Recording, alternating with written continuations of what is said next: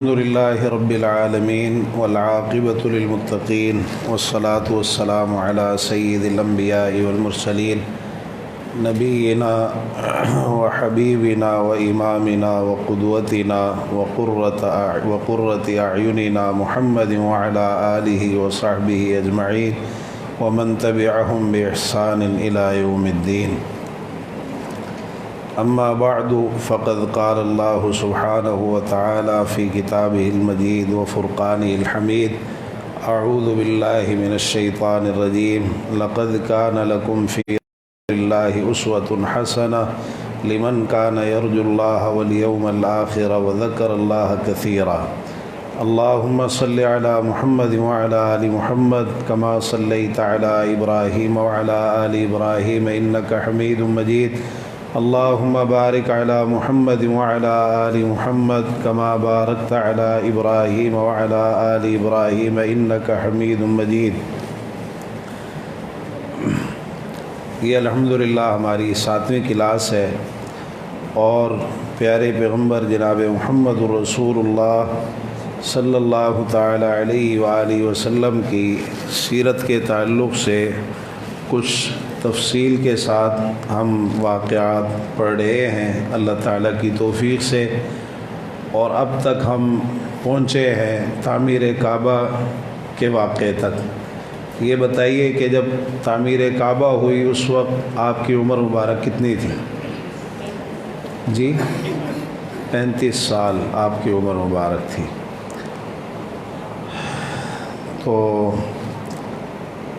رسول اللہ صلی اللہ علیہ وسلم کی بعثت اور نبوت کا جو وقت تھا وہ قریب سے قریب تر آتا چلا جا رہا تھا۔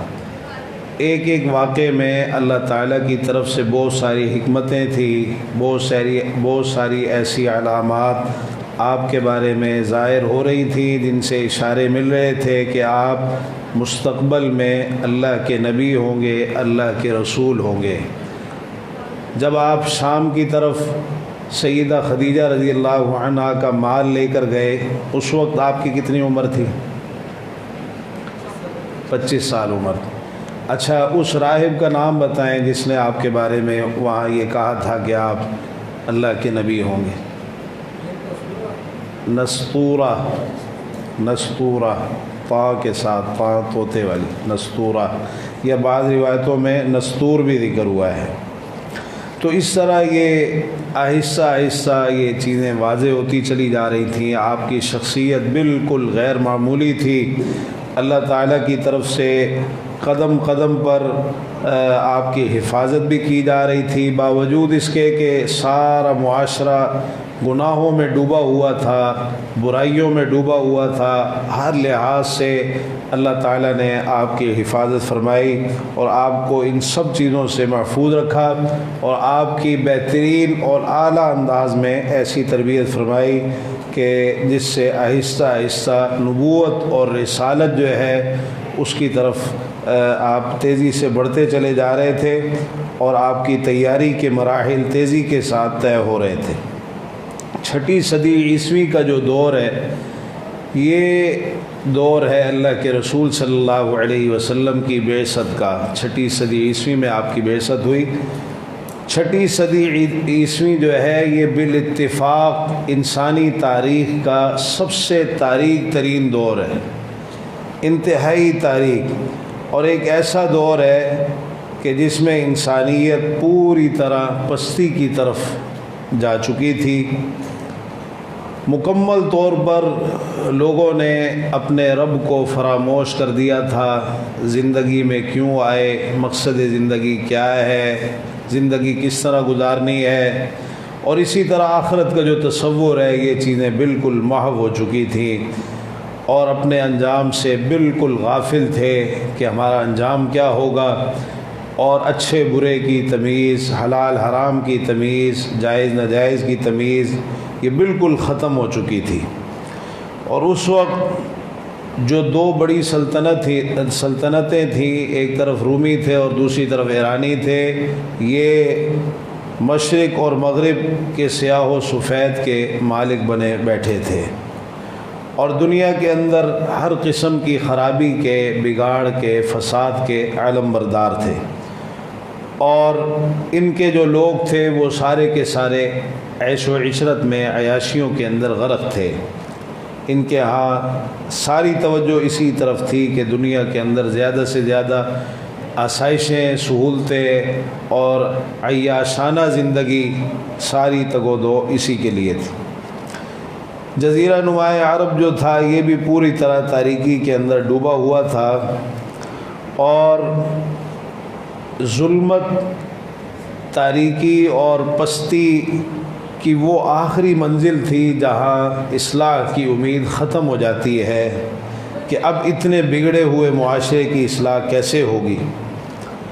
اور جب اس قدر بگاڑ آ جائے پھر معاملہ کسی مصلح کا یا معلم کا یا کسی ایک سکھانے والے لوگوں کا، یہ پھر ان کے بس کی بات نہیں ہوتی۔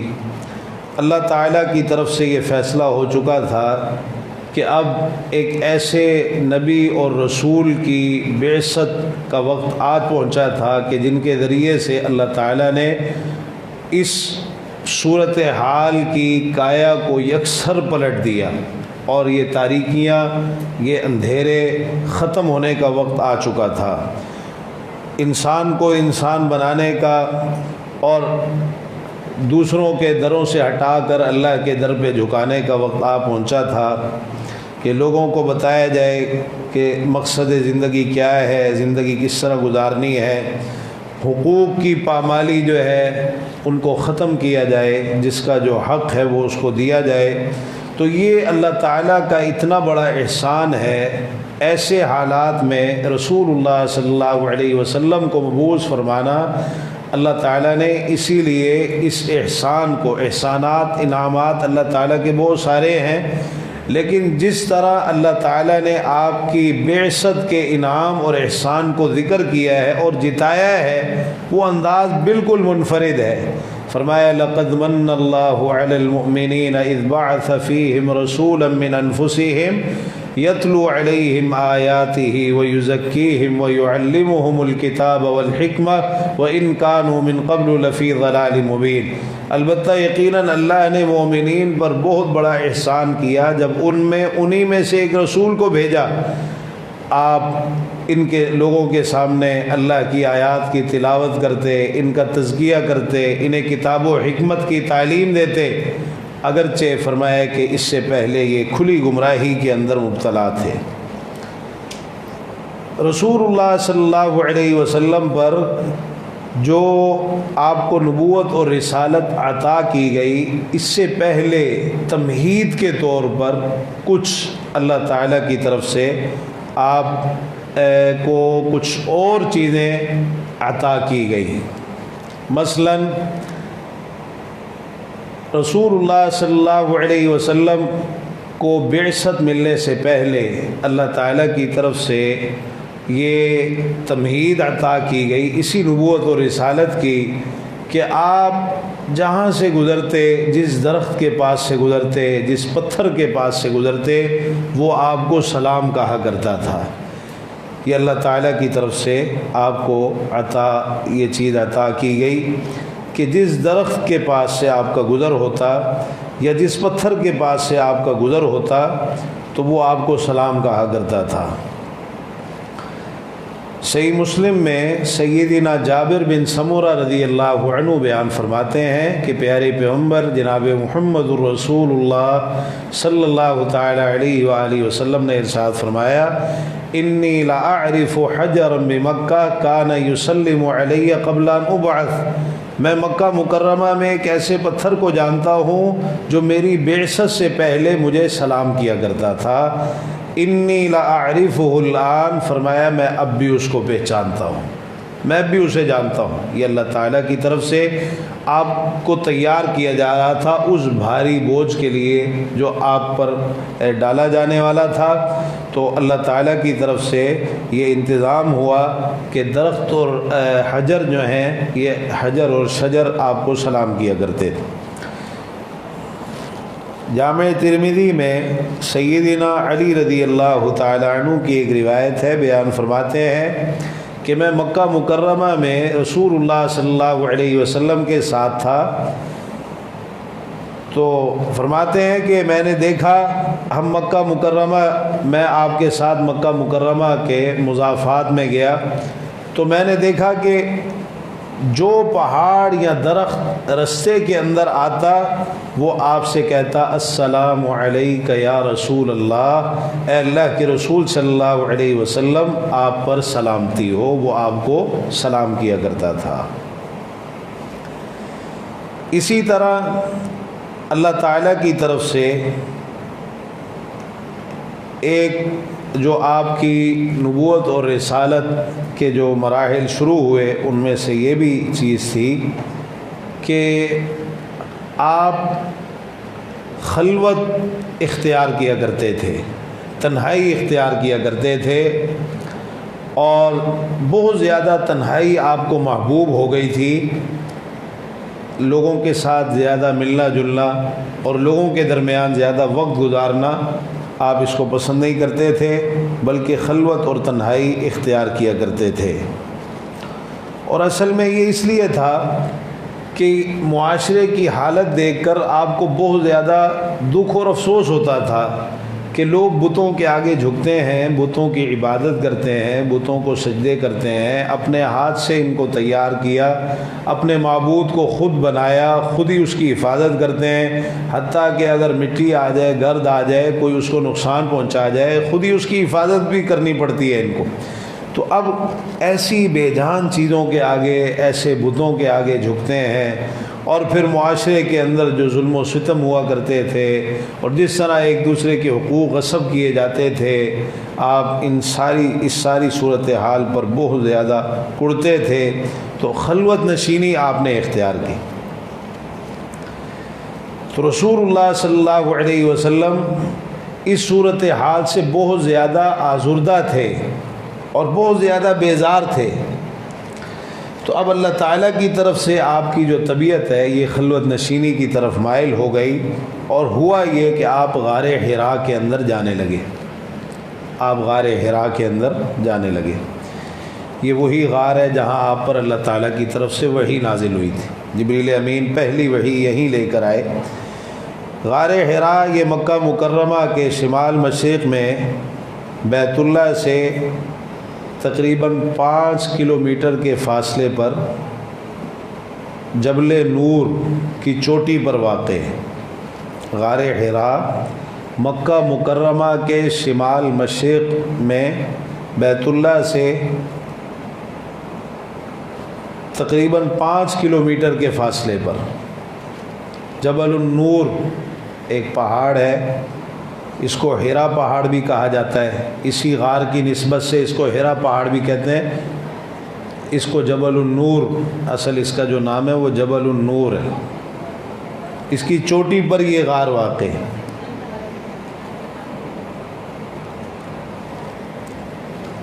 تو یہ ایک بڑا مختصر سا اور ایک بڑا تنگ سا غار ہے، اور ایک بڑا دشوار رستہ ہے، یعنی چڑھائی ہے کہ جس کے ذریعے سے پھر وہاں جا کر وہاں پہنچا جاتا ہے۔ اس غار کی جو لمبائی ہے 4 گز ہے، اور جو چوڑائی ہے وہ 2.25 گز ہے، یعنی طول اس کا 4 گز ہے اور عرض اس کا 2.25 گز ہے اس غار کا۔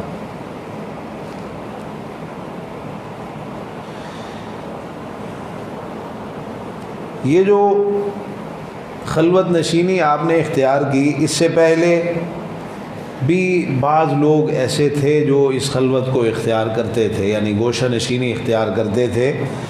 رسول اللہ صلی اللہ علیہ وسلم کے جو دادا عبد المطلب تھے، وہ رمضان کے مہینے میں خلوت اختیار کرتے ہیں۔ رمضان شروع ہوتا تو غار حرا میں چلے جاتے اور پورا مہینہ وہیں بسر کیا کرتے تھے۔ یہ ہمیں تاریخی روایات کے اندر یہ بات ملتی ہے کہ آپ کے دادا عبد المطلب ان کا یہ معمول تھا کہ رمضان کا مہینہ غار حرا کے اندر گزارتے تھے، معاشرے سے بالکل الگ تھلگ گوشہ نشینی اختیار کرتے اور وہاں پورا مہینہ بسر کرتے، جو بھی مسکین آتا اس کو کھانا کھلاتے۔ تو سب سے پہلے یہ آغاز انہوں نے کیا آپ کے دادا عبد المطلب نے. پھر قریش کے دوسرے لوگ بھی بعض ایسے تھے جو غار حرا میں عبادت کی نیت سے جاتے تھے. غار حرا میں عبادت کی نیت سے جاتے, گوشہ نشینی اختیار کرتے. ورقہ بن نوفل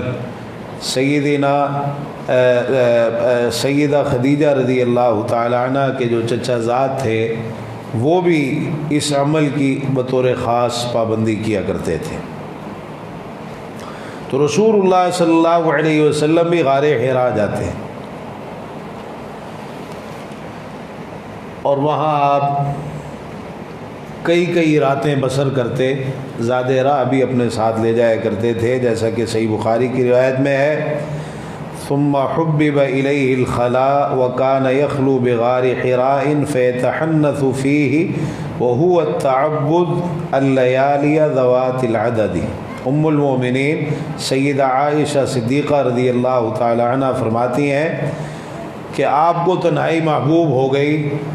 آپ غار حرا میں خلوت اختیار کرتے, تنہائی اختیار کرتے, علیحدگی اختیار کرتے اور کئی دن وہاں پر عبادت کے اندر مشغول رہتے تھے.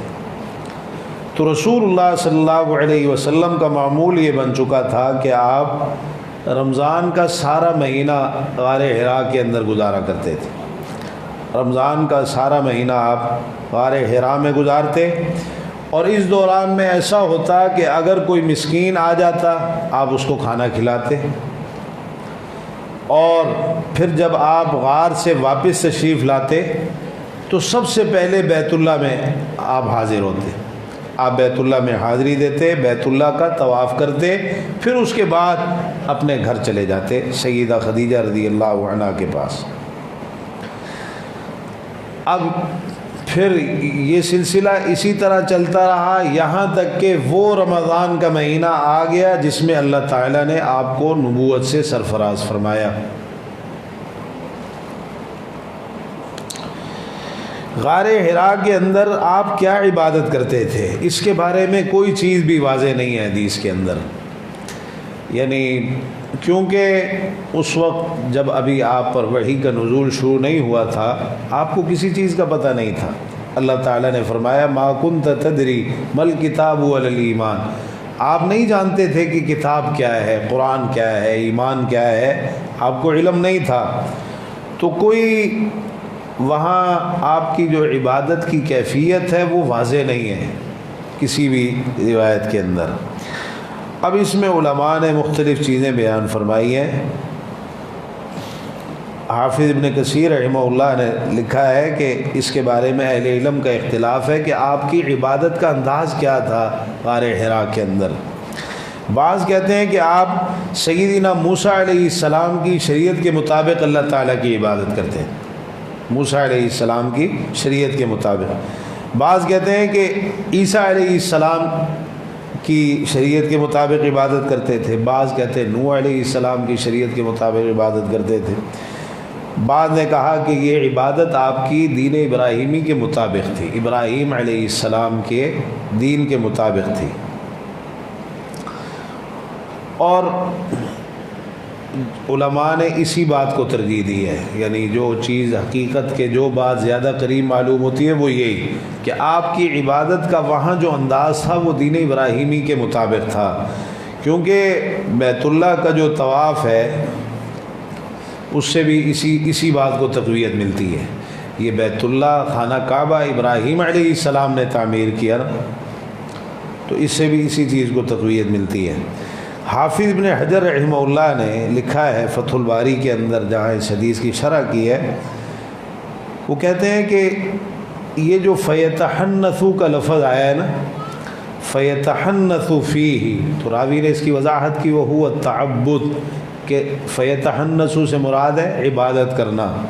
تو کہتے ہیں یہ فیتحنثو یتحنفو کے معنی میں, یتحنفو حنیفیت, قرآن مجید میں اللہ تعالیٰ نے حنیفیت کا ذکر کیا نا, تو فیتحنثو یتحنفو کے معنی میں ہے یعنی کہ آپ حنیفیت کی پیروی کرتے تھے. یہ حنیفیت دین ابراہیم ہے, ابراہیم علیہ السلام کا دین.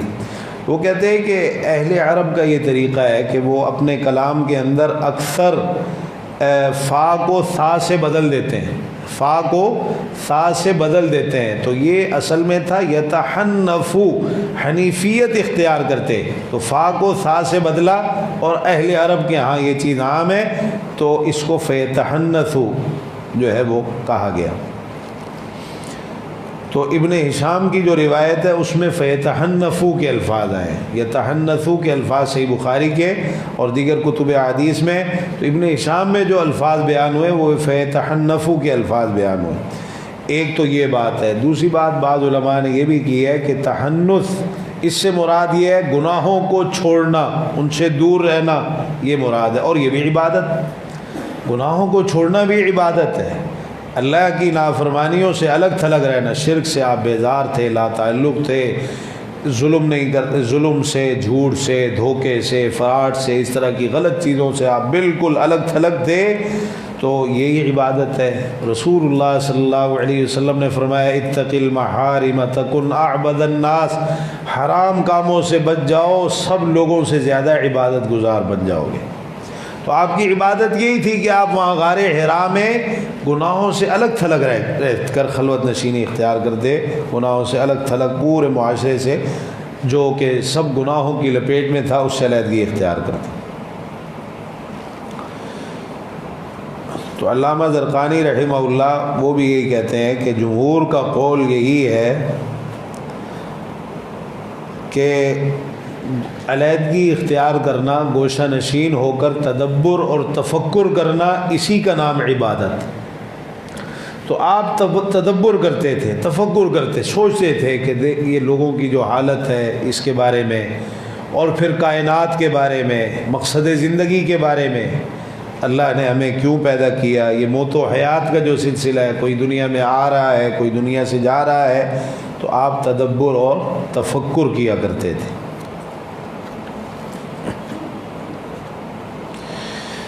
تو یہ تدبر اور تفکر جو آپ کا تھا، تو یہ بھی در حقیقت اللہ تعالیٰ ہی کی تدبیر کا ایک حصہ تھا۔ جس عظیم الشان مقصد کے لیے اللہ تعالیٰ آپ کو مقرر فرمانا چاہتا تھا، اور جو ذمہ داری اللہ تعالیٰ آپ پر ڈالنا چاہتا تھا، تو یہ خلوت نشینی اسی کی تیاری کا ایک بڑا اہم مرحلہ تھی۔ اسی طرح ایک اور چیز وہ سچے خواب ہیں، بلکہ یوں کہیے کہ رسول اللہ صلی اللہ علیہ وسلم پر جو وحی کا آغاز ہوا یہ سچے خوابوں سے ہوا، سچے خوابوں کے ذریعے سے آپ پر وحی کا نزول شروع ہوا۔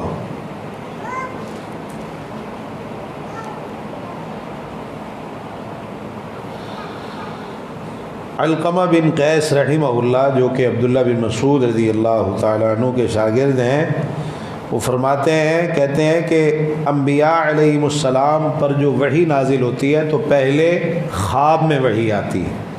اللہ تعالیٰ کا یہ طریقہ رہا ہے کہ پہلے انبیاء علیہم السلام کو نیند کے عالم میں وحی کی جاتی ہے، جب ان کے دل مانوس ہو جاتے ہیں تو پھر بیداری کے عالم میں وحی کا نزول شروع ہوتا ہے۔ تو ام المومنین عائشہ رضی اللہ تعالیٰ عنہ کی جو لمبی روایت ہے صحیح بخاری میں، اس میں بیان فرماتی ہیں اول ما بدأ به رسول اللہ صلی اللہ علیہ وسلم من الوحی الرؤیا الصالحة في النوم فكان لا يرى رؤیا الا جاءت مثل فلق الصبح۔ رسول اللہ صلی اللہ علیہ وسلم پر سب سے پہلے جو وحی کا آغاز ہوا وہ سچے اور اچھے خوابوں کے ذریعے سے ہوا۔ الرؤیا الصالحہ، نیک خواب، اچھے خواب اور سچے خواب۔ تو نیند کی حالت میں آپ کو یہ خواب آتے اللہ تعالیٰ کی طرف سے، اور فکان لا یرا رؤیا الا جاءت مثل فلق الصبح، آپ جو بھی خواب دیکھتے وہ طلوع سحر کی طرح بالکل سچا ثابت ہوتا، بالکل جو ہے وہ آپ کے سامنے واضح ہو کر سامنے آتا عملی زندگی میں۔ یعنی جو آپ نے خواب میں دیکھا ہوتا جس طرح صبح کی روشنی ہوتی ہے بالکل مطلب واضح ہوتی ہے اور چھا جاتی ہے، تو اسی طرح آپ جو بھی خواب دیکھتے ہیں وہ بالکل اسی طرح سچا ثابت ہوتا، بالکل واضح ہو کر آپ کے سامنے آتا آپ کی عملی زندگی کے اندر۔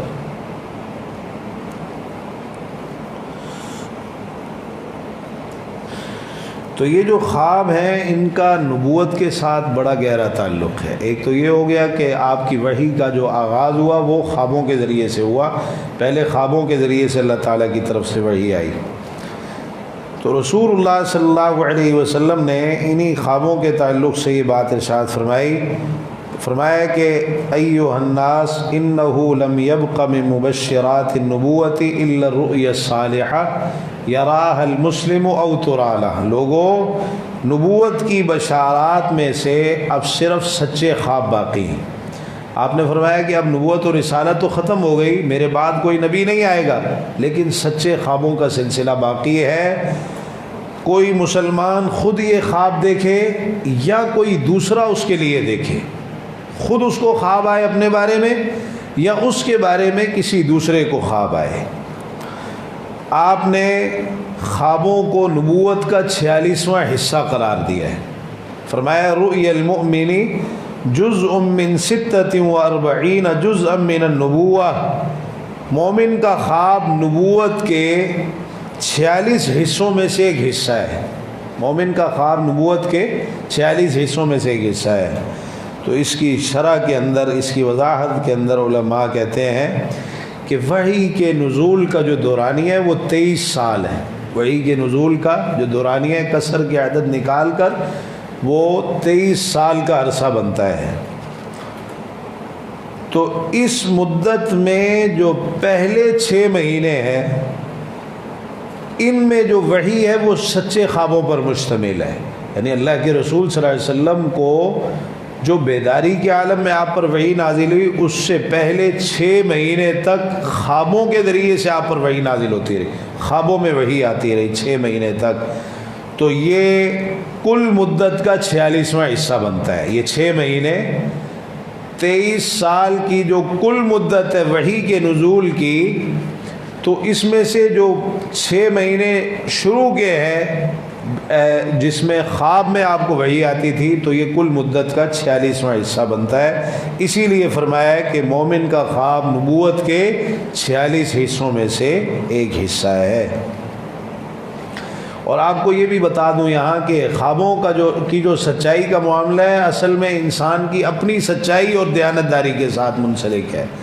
جتنا آدمی سچا ہوگا اتنا خواب بھی اس کا سچا ہوگا۔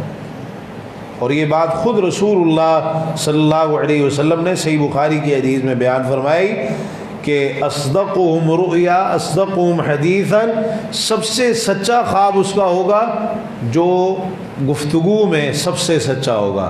تو آپ چونکہ انتہائی صادق تھے، انتہائی امین تھے، جو خواب بھی آپ نے دیکھا وہ بالکل 100/100 حقیقت پر اور سچائی پر مبنی تھا۔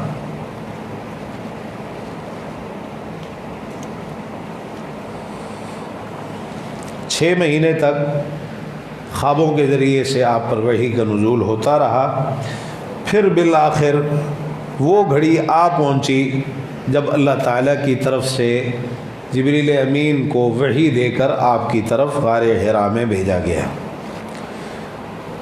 یہ دن سوموار کا دن تھا، یہ دن سوموار کا دن تھا، پیر کا دن تھا، اور یہ تعیین دن کی خود رسول اللہ صلی اللہ علیہ وسلم نے فرمائی۔ آپ سے پوچھا گیا کہ آپ پیر کے دن کا روزہ کیوں رکھتے ہیں، تو مختلف باتیں آپ نے بیان فرمائی تھیں کہ فیہ ولدت، اسی دن میری پیدائش ہوئی ہے اور اسی دن میری وفات ہوگی۔ تو ایک بات یہ بھی بیان فرمائی وفیہ انزل علیہ، اسی دن مجھ پر وحی نازل کی گئی۔ جبریل امین جو سب سے پہلی وحی لے کر آئے وہ یہ پیر ہی کا دن تھا۔ مہینہ کون سا تھا؟ اس مہینے کی باقاعدہ تعیین تو حدیث کے اندر نہیں ہے، جہاں یہ لمبی روایت صحیح بخاری کی جس میں ذکر ہوا کہ جبریل امین وحی لے کر آئے، وہاں مہینہ بیان نہیں ہوا۔ تو اللہ تعالیٰ نے قرآن مجید میں فرمایا شہر رمضان الذی انزل فیہ القرآن، رمضان کا مہینہ وہ ہے کہ جس میں قرآن نازل کیا گیا۔ قرآن کے نزول کا جو مہینہ ذکر ہوا ہے وہ رمضان کا مہینہ ذکر ہوا، اور پھر آگے اللہ تعالیٰ نے رات کا ذکر کیا، تو پیری کا دن تھا اور اسی کی رات تھی، جو رات اور دن ہوتے ہیں یہ ایک دوسرے کے تابع ہوتے ہیں۔ تو فرمایا انا انزلناہ فی لیلۃ القدر، ہم نے اس کو قدر کی رات میں نازل کیا ہے، ہم نے اس کو قدر کی رات میں نازل کیا ہے۔ اور لیلۃ القدر یہ آخری عشرے کی طاق راتوں میں سے کوئی ایک رات، آخری عشرے کی طاق راتوں میں سے کوئی ایک رات۔ تو سیرت نگار جو ان کا اس کے بارے میں اختلاف ہے مہینہ کون سا تھا۔ بعض نے کہا رمضان کا مہینہ تھا اسی وجہ سے جو قرآن کی یہ آیت ہے اس کی بنا پر، لیکن بعض دوسروں نے کہا کہ ربیع الاول کا مہینہ تھا، یعنی ایک قول ہمیں یہ بھی ملتا ہے کہ ربیع الاول کا مہینہ تھا۔ اب ان دونوں اقوال کو جو جمع کیا گیا ہے، حافظ ابن حجر رحمہ اللہ ان دونوں اقوال میں، یعنی ربیع الاول اور رمضان والے مہینے دو الگ الگ قول آ گئے نا کہ وہی نازل ہوئی، بڑی خوبصورت تدبیر دی ہے۔ وہ کہتے ہیں کہ 6 مہینے تک آپ پر جو وحی نازل ہوتی رہی خواب میں ہوئی، تو یہ جو وحی خواب میں آئی یہ سب سے پہلے ربیع الاول کے مہینے میں آئی۔ ربیع الاول کے مہینے میں آپ پر خواب میں وحی کا جو نزول ہے اس کا آغاز ہوا، تو ربیع الاول سے آپ 6 مہینے لگا لیں، اس کے بعد پھر رمضان کا مہینہ آتا ہے، تو رمضان کے مہینے میں پھر بیداری کے عالم میں وحی نازل ہوئی۔ تو سچے خوابوں کی صورت میں جو نبوت کی ابتدا ہوئی یہ ربیع الاول کے مہینے سے ہوئی، اور بیداری کے عالم میں جو وحی کی ابتدا ہوئی وہ رمضان المبارک کے مہینے سے ہوئی۔ اختلاف ختم ہو گیا، دونوں باتوں کے اندر تطبیق ہو گئی۔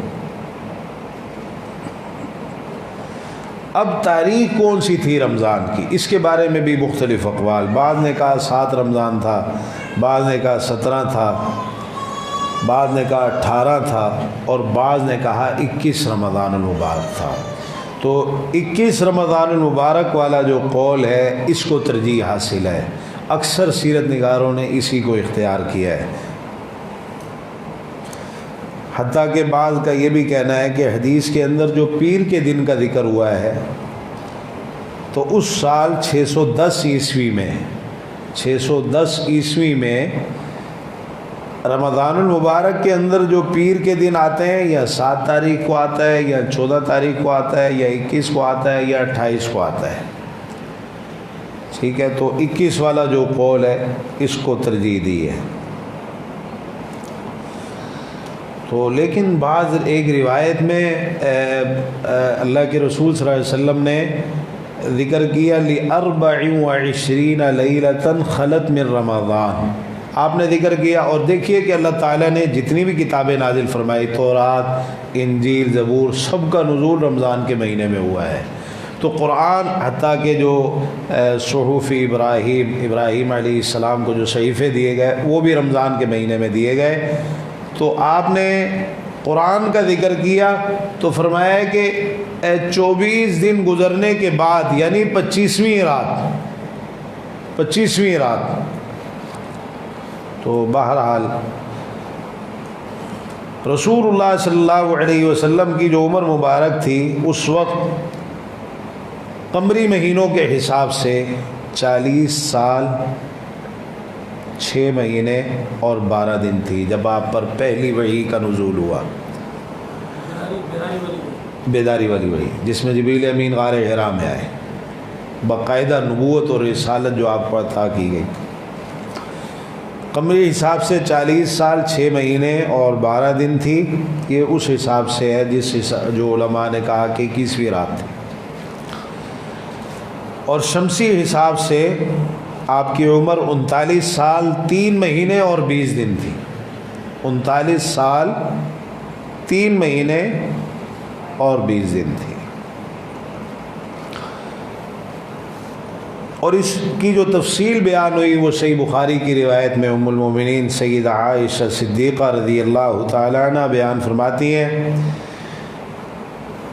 رسول اللہ صلی اللہ علیہ وسلم پر جو وحی کی ابتدا ہوئی وہ سچے خوابوں کی صورت میں ہوئی، تو آپ جو بھی خواب دیکھتے وہ صبح کی روشنی کی طرح بالکل روشن ہو کر ظاہر ہوتا تھا۔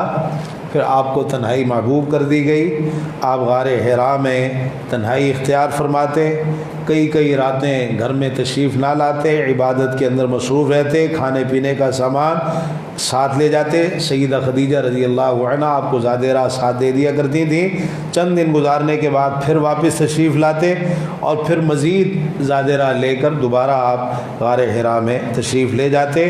تو ایک دن آپ غار حرا میں تھے کہ اچانک ایک فرشتہ آپ کے پاس آیا اور اس نے آ کے آپ کو کہا اقرا پڑھیے۔ یہ جبریل امین تھے، جبریل امین آپ کے پاس غار حرا میں تشریف لائے اور آتے ہی کہا اقرا پڑھیے۔ آپ نے فرمایا ما انا بقاری، میں تو پڑھنا نہیں جانتا، اور واقعی لکھنا پڑھنا آپ نہیں جانتے تھے، آپ امی تھے، ان پڑھ تھے، لکھنا پڑھنا نہیں جانتے تھے۔ اللہ تعالیٰ فرماتا ہے وما کنت تتلو من قبلہ من کتاب، آپ اس سے پہلے کوئی کتاب نہیں پڑھتے تھے، ولا تخطہ بیمینک، نہ اسے اپنے دائیں ہاتھ سے لکھتے تھے۔ اگر ایسا ہوتا اذا لارتاب المبطلون، تو باطل پرست شک کرتے، اگر پہلے ہی سے آپ کو لکھنا پڑھنا آتا ہوتا تو یہ اہل باطل جو ہے یہ شک کرتے، تو آپ کے بارے میں پھر طرح طرح کی باتیں بناتے۔ تو آپ کو لکھنا پڑھنا نہیں آتا تھا، تو اصل میں آپ کو جو لکھنا پڑھنا اور یہ تعلیم کا جو سارا سلسلہ آپ کا ہوا وہ اللہ تعالیٰ کی طرف سے براہ راست ہوا۔ وَعَلَّمَكَ مَا لَمْ تَكُنْ تَعْلَمْ، اللہ نے آپ کو وہ کچھ سکھایا جو آپ نہیں جانتے تھے، قرآن بھی سکھایا، یاد بھی کرایا، دین بھی سکھایا، وحی کے ذریعے سے زندگی گزارنے کے آداب، طریقے، سب کچھ جو ہے اللہ نے آپ کو براہ راست خود سکھایا۔ تو آپ نے فرمایا ما انا بقاری، میں تو پڑھا ہوا نہیں ہوں، میں تو پڑھا ہوا نہیں ہوں۔ جب آپ نے یہ جواب دیا تو فرمایا کہ فَأَخَذَنِي فَغَطَّنِي، جبریل امین نے مجھے پکڑ لیا اور خوب اچھی طرح دبایا، بھینچا، دبایا، یہاں تک کہ میری قوت جواب دینے لگی، اپنے ساتھ لگا کر خوب اچھی طرح آپ کو دبایا، فرمایا یہاں تک کہ میری قوت برداشت جو ہے وہ جواب دینے لگی۔ پھر انہوں نے چھوڑ دیا اور کہا اقرا پڑھیے۔ آپ نے پھر کہا ما انا بقاری، میں تو پڑھا ہوا نہیں ہوں۔ انہوں نے دوبارہ پکڑ لیا اور اس قدر زور سے آپ کو دبایا کہ فرمایا کہ میری قوت برداشت جواب دینے لگی۔ پھر چھوڑ دیا اور پھر تیسری مرتبہ کہا اقرا پڑھیے۔ آپ نے پھر جواب دیا ما انا بقاری، میں پڑھا ہوا نہیں ہوں۔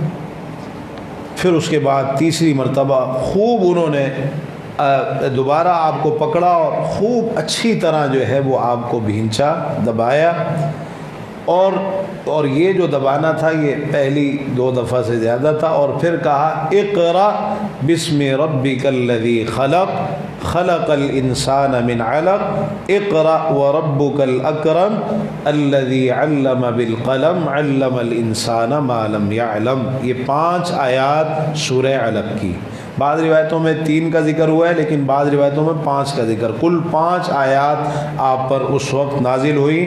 یہ سب سے پہلی وحی تھی۔ اقرا پڑھیے بسم ربک، اپنے رب کے نام سے، الذی خلق، جس نے آپ کو پیدا کیا، خلق الانسان، پیدا کیا اس نے انسان کو، من علق، جمے ہوئے خون سے، الذی علم بالقلم، وہ جس نے قلم کے ذریعے سے سکھایا، علم الانسان ما لم یعلم، انسان کو وہ کچھ سکھایا جو وہ نہیں جانتا تھا۔ جب یہ وحی نازل ہوئی رسول اللہ صلی اللہ علیہ وسلم پر بہت زیادہ گھبراہٹ طاری ہو گئی، بہت زیادہ آپ ڈر گئے، سہم گئے، گھبرا گئے۔ اسی گھبراہٹ کے عالم میں یہ وحی جو ہے، سیدہ خدیجہ رضی اللہ تعالی عنہ انتہائی سمجھدار، دانشمند تھی اور بہت زیادہ خدمت گزار تھیں، اور دیکھیے کہ جب آپ گھبرائے ہوئے تشریف لائے اور آپ نے کہا مجھے چادر اڑا دو، چادر اڑا دو، تو انہوں نے فوراً چادر اڑا دی۔ یہ نہیں پوچھا کہ کیا ہوا، آپ کے ساتھ کیا ہوا ہے، کیوں گھبرائے ہیں، کیوں پریشان، کچھ نہیں سوال کیا۔ اور یہی کیفیت، یہی بات ہے جو ماہرین نفسیات نے وہ بھی یہی کہتے ہیں کہ اگر انسان گھبرایا ہوا ہو تو اس کو تھوڑا سا وقت دو کہ وہ سنبھل جائے، پھر اس سے پوچھو۔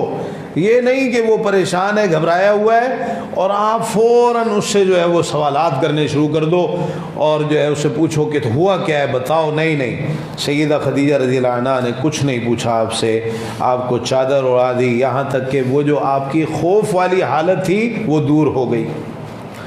اور پھر اس کے بعد اللہ کے رسول صلی اللہ علیہ وسلم نے خود ہی سیدہ خدیجہ رضی اللہ عنہا کو ساری بات بتا دی کہ اس طرح میں غار حرا میں تھا، تو وہاں ایک فرشتہ میرے پاس آیا، اور مطلب جو آپ کے پاس فرشتہ آیا تھا، آپ نے بتایا کہ اسی طرح ایک مخلوق میرے پاس آئی اور اس نے آ کے مجھے کہا اقرا پڑھو، وہ ساری کیفیت آپ نے بتائی، اور ساتھ ہی کہا انی خشیت علی نفسی، مجھے اپنی جان کا ڈر ہے، مجھے اپنی جان کا ڈر ہے، مجھے اپنے بارے میں خطرہ ہے۔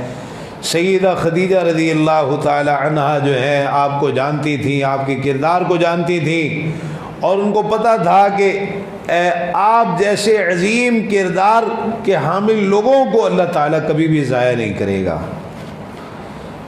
تو سیدہ خدیجہ رضی اللہ عنہا نے آپ کو تسلی دی، کلا واللہ لا یخزیک اللہ ابدا، ہرگز نہیں، اللہ کی قسم اللہ تعالیٰ آپ کو کبھی بھی رسوا نہیں کرے گا۔ اور پھر کہا انک لتصل الرحم، آپ تو صلہ رحمی کرتے ہیں، رشتہ داریوں کو جوڑتے ہیں، وتحمل الکل، اور درماندوں کا بوجھ اٹھاتے ہیں، جو بے کس درماندہ لوگ ہوتے ہیں آپ ان کا بوجھ اٹھاتے ہیں، وتکسب المعدوم، اور جو فقیر مفلس محتاج تنگ دست لوگ ہوتے ہیں آپ ان کو کما کر دیتے ہیں، آپ ان کے لیے کماتے ہیں، ان کے لیے محنت کرتے ہیں، وتقری الضیف، آپ تو مہمان نوازی کرتے ہیں، وتعین علی نوائب الحق، حق کے سلسلے میں جو مصیبتیں پیش آتی ہیں آپ ان میں مدد کرتے ہیں، اگر کسی کو کوئی پریشانی لاحق ہو جائے، کوئی مشکل آ جائے تو آپ ان کی مدد کرتے ہیں، حق کے سلسلے میں جو مصیبتیں پیش آتی ہیں آپ اس میں مدد کرتے ہیں۔ سیدہ خدیجہ رضی اللہ عنہا نے آپ کو ایک طرف تو تسلی دی، اطمینان دلایا، آپ پریشان نہ ہو، گھبرائیں نہ، لیکن ساتھ ساتھ وہ بھی حیران تھی کہ یہ سارا معاملہ کیا ہے، لیکن آپ کے بارے میں پہلے ان کو پتہ تھا، ہم نے پیچھے ذکر کیا ہے، سن چکی تھی کہ آپ اللہ کے آخری نبی ہوں گے۔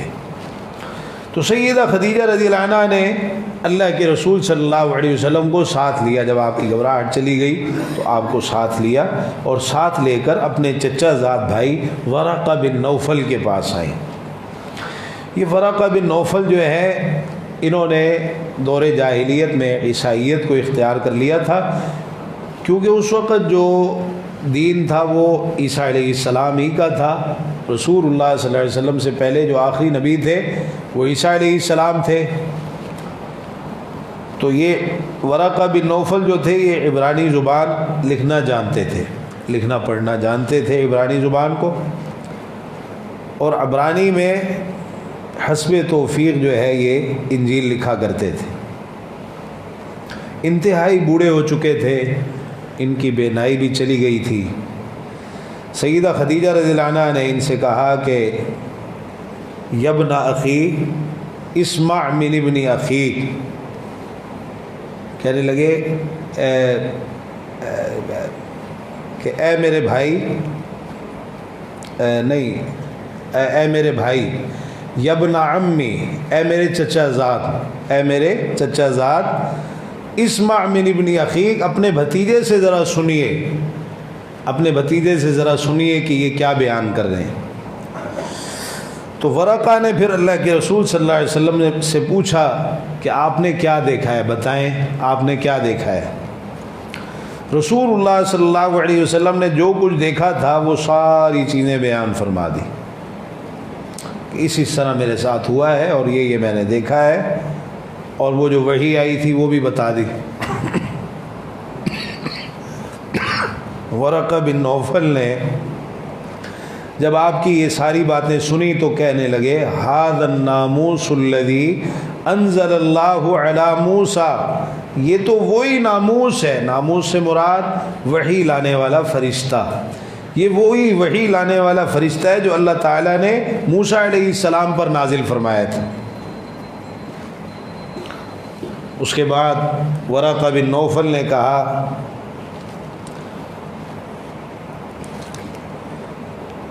کہ لیتنی اکون حیا اذ یخرجک قومک، کاش کہ میں اس وقت زندہ رہوں جب آپ کی قوم آپ کو نکال دے گی، میں اس وقت تک زندہ رہوں جب آپ کی قوم آپ کو نکال دے گی، کاش آپ کی نبوت اور کے زمانے میں جوان اور تندرست ہوں۔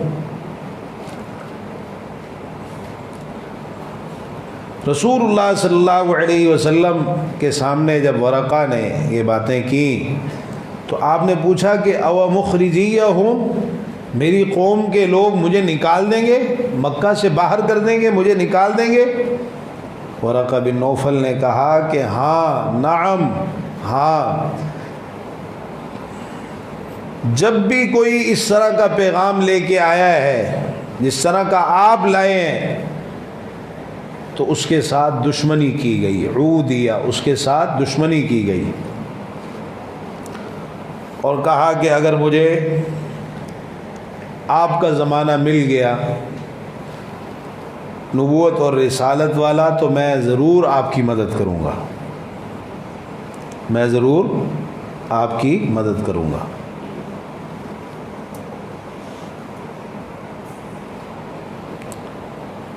تو ورقہ بن نوفل پھر زیادہ دیر زندہ نہ رہے، کچھ ہی وقت کے بعد پھر ان کا انتقال ہو گیا، اور پھر اس پہلی وحی کے بعد جو ہے وہ وحی کا سلسلہ بھی وقتی طور پر رک گیا۔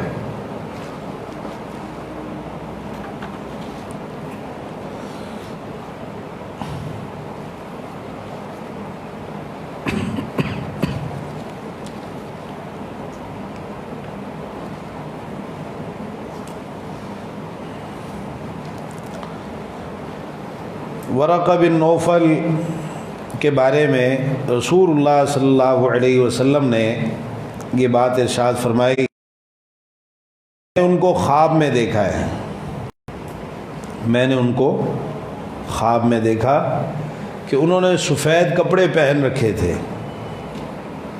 اور آپ نے فرمایا کہ اگر وہ جہنمی ہوتے تو سفید کپڑوں میں ملبوس نہ ہوتے، معنی یہ کہ وہ جنتی۔ اور ایک روایت کے اندر ہے آپ نے فرمایا لا تسبوا ورقہ، ورقہ کو گالی نہ دو، ورقہ کو برا بلا نہ کہو، فإنی رأیت لہ جنتا او جنتین، میں نے ورقہ کے لیے ایک یا دو باغ دیکھے۔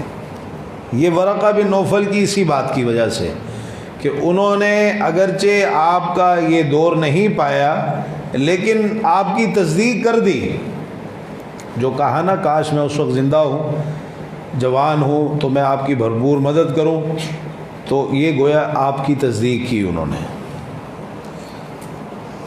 امام طبری رحمہ اللہ، امام بغوی، امام ابن قانع اور ابن سکن رحمہ اللہ نے ورقہ بن نوفل کو صحابہ میں شمار کیا ہے، ورقہ بن نوفل کو صحابہ میں شمار کیے، اس وجہ سے کہ جب پہلی وحی نازل ہوئی اور ورقہ کے سامنے آپ نے اپنی ساری صورتحال بیان کی تو ورقہ نے آپ کی تصدیق کی۔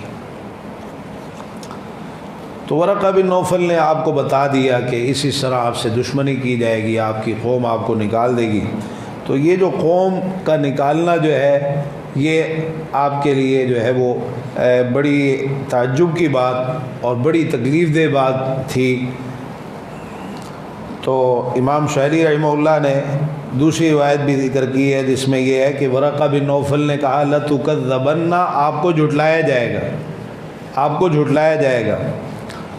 اور جب ورقہ نے یہ کہا آپ خاموش رہے، کوئی جواب نہ دیا۔ ورقہ نے کہا وَلَتُؤْذَيَنَّ، آپ کو تکلیفیں بھی دی جائیں گی۔ آپ نے کوئی جواب نہ دیا۔ ورقہ نے کہا وَلَا تُخْرَجَنَّ، آپ کو نکالا بھی جائے گا مکہ سے۔ جب یہ کہا تو پھر آپ نے ورقہ سے پوچھا اَوَ مُخْرِجِيَّهُمْ، مجھے نکال دیں گے، مجھے نکال دیں گے؟ تو اصل میں یہ اس لیے تھا کہ مکہ مکرمہ کی جدائی آپ کے لیے بہت مشکل تھی اور بڑی گراں تھی، اور ایسے ہی ہوا ہجرت کے موقع پر بھی جب آپ جا رہے تھے تو آپ نے مکہ کو مخاطب کر کے کہا واللہ انکی لخیر ارض اللہ الی اللہ واحب ارض اللہ ولولا انی اخرجت منکی ما خرجت، کہ تو اللہ کی نزدیک سب سے زیادہ پسندیدہ جگہ ہے، سب سے محبوب جگہ ہے اور سب سے بہترین جگہ ہے، اگر مجھے یہاں سے نہ نکالا جاتا تو میں کبھی بھی یہاں سے نہ نکلتا۔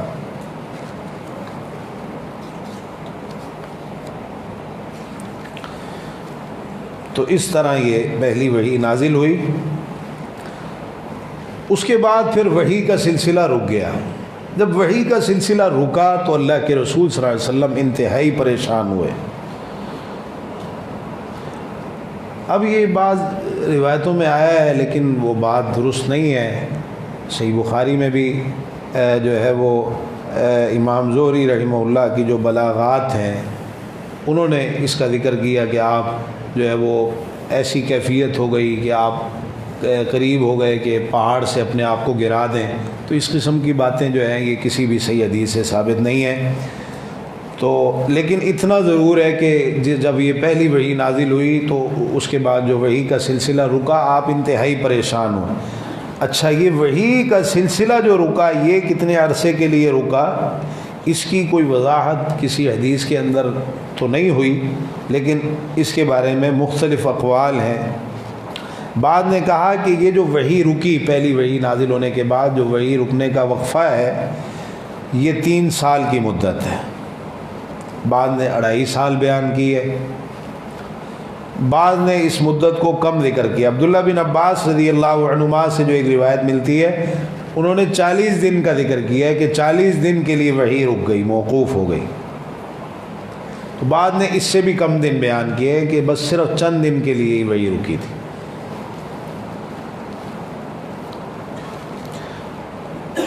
تو 3 سال کی مدت بعض نے بیان کی، بعض نے 2.5 سال کی۔ عبداللہ بن عباس رضی اللہ عنہ کی روایت میں 40 دن کا ذکر ہے اور بعض نے کہا کہ نہیں، اس سے بھی کم دن تھے۔ اچھا، یہ جو وحی رکی اس میں بھی اللہ تعالیٰ کی حکمتیں تھیں۔ تو گویا اللہ تعالیٰ کی طرف سے یہ بتایا گیا کہ وحی کا جو تعلق ہے اللہ تعالیٰ کی مرضی کے ساتھ ہے، اللہ کی مشیت کے ساتھ ہے۔ وہ جب چاہے وحی نازل کرے اور جب چاہے وحی روک دے، آپ کا اس میں کوئی عمل دخل نہیں ہے، سرے سے کوئی عمل دخل نہیں ہے۔ اور دوسری چیز یہ تھی کہ درجہ بدرجہ آپ کی طرف وحی نازل ہوئی اور آپ پر یہ ذمہ داری ڈالی گئی۔ یہ نہیں ہوا کہ ایک ہی دفعہ میں ساری ذمہ داری آپ پر ڈال دی گئی، نہیں۔ اور قرآن مجید کا جو نزول ہے یہ تو ہوا ہی بتدریج ہے۔ اللہ تعالیٰ نے جو پہلی آسمانی کتابیں نازل فرمائی، موسیٰ علیہ السلام کو کوہ طور پہ بلایا، تورات ایک ہی دفعہ میں دے دی، وہ تورات کی ساری تختیاں، اسی طرح انجیل، اسی طرح زبور۔ لیکن قرآن مجید بیک وقت نازل نہیں ہوا، بلکہ اللہ تعالیٰ نے اس کو مختلف اوقات میں وحی کے ذریعے سے 23 سال کے عرصے میں نازل فرمایا۔ تو یہ نبوت کا جو آغاز ہے اللہ تعالیٰ نے اس کو درجہ بدرجہ شروع کیا ہے۔ یعنی آپ دیکھیں نا، پہلے خلوت کا مرحلہ آیا، پھر سچے خوابوں کا مرحلہ آیا، پھر آپ پر یہ پہلی وحی نازل، پھر وحی رک گئی، پھر اس کے بعد دوسری وحی نازل کی گئی، کچھ عرصے کے لیے وحی موقوف ہو گئی۔ اچھا، رسول اللہ صلی اللہ علیہ وسلم کے بارے میں روایات میں ہمیں پتہ چلتا ہے کہ آپ پھر غار حرا میں جایا کرتے تھے۔ آپ غار حرا میں، یہ جو وحی کا وقفہ ہوا اس وقفے میں آپ غار حرا میں جاتے تھے، بلکہ صحیح مسلم کے اندر ہے کہ رسول اللہ صلی اللہ علیہ وسلم نے غار حرا کے اندر وقت گزارا، بلکہ شاید 1 مہینے کا ذکر ہے، 1 مہینہ غار حرا میں آپ نے گزارا۔ اور پھر غار حرا سے آپ واپس نیچے کو اترے، آپ واپس تشریف لا رہے تھے تو اچانک آسمان سے ایک زوردار آواز آپ نے سنی۔ آپ نے فرمایا کہ میں نے دائیں جانب دیکھا، یہ صحیح بخاری صحیح مسلم وغیرہ میں یہ روایت ذکر ہوئی ہے، فرمایا کہ میں نے دائیں جانب دیکھا، بائیں جانب دیکھا، آگے دیکھا، پیچھے دیکھا، کوئی چیز نظر نہیں آئی۔ پھر میں نے آسمان کی طرف نگاہ اٹھائی تو مجھے وہی فرشتہ نظر آیا جو پہلے میرے پاس غار حرا میں آیا تھا، جبریل امین۔ اور اس وقت ان کی کیفیت یہ تھی کہ آسمان اور زمین کے درمیان جالس علی کرسی بین السماء والارض، ایک کرسی کے اوپر بیٹھے ہوئے تھے۔ بعض روایتوں میں تخت کا ذکر بھی آتا ہے، کرسی پر بیٹھے تھے یا تخت پر بیٹھے تھے۔ فرمایا کہ میں اتنا گھبرا گیا اور اتنا مرعوب ہو گیا ہوں، جبریل امین کو دیکھ کر ان کی دہشت اور ایسی ہیبت آپ پر طاری ہوئی، حتی ہویت الی الارض، یہاں تک کہ میں زمین پر گر گیا۔ اب اسی کیفیت میں گھبرائے ہوئے آپ گھر تشریف لائے سیدہ خدیجہ رضی اللہ عنہا کے پاس، اور فرمایا دثرونی دثرونی، مجھے کمبل اڑا دو، مجھے کمبل اڑا دو، اور ساتھ ہی کہا وصبوا علی ماء باردا، ٹھنڈا پانی مجھ پر ڈالو، ٹھنڈا پانی مجھ پر ڈالو تاکہ میری یہ گھبراہٹ ختم ہو جائے۔ بس اسی کیفیت میں اللہ تعالیٰ کی طرف سے یہ دوسری وحی نازل ہوئی، یا ایھا المدثر قم فانذر وربک فکبر وثیابک فطہر والرجز فاہجر ولا تمنن تستکثر ولربک فاصبر۔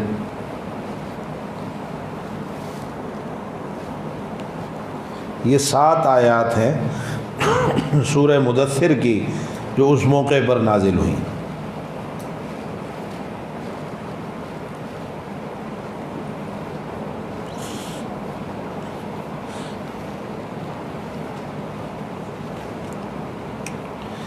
اب ان آیات کے اندر اللہ تعالیٰ کی طرف سے جو آپ پر ذمہ داری عائد کی گئی تھی اس کو بیان کیا گیا۔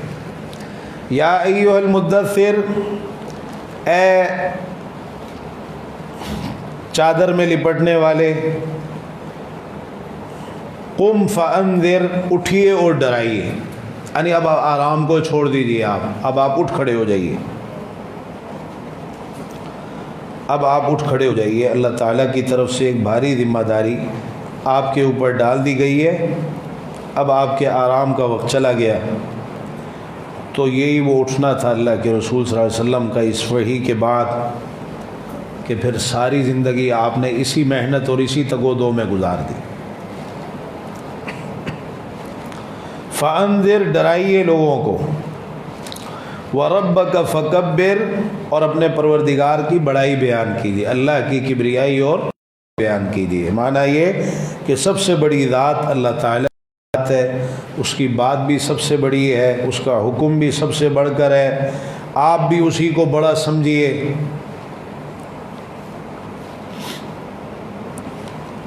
اس کی کبریائی کے ڈنکے بجا دیجیے۔ وَرَبَّكَ فَكَبِّرْ وَثِيَابَكَ فَطَہِّرْ، اپنے کپڑوں کو پاک رکھیے، اپنے کپڑوں کو پاک کیجیے۔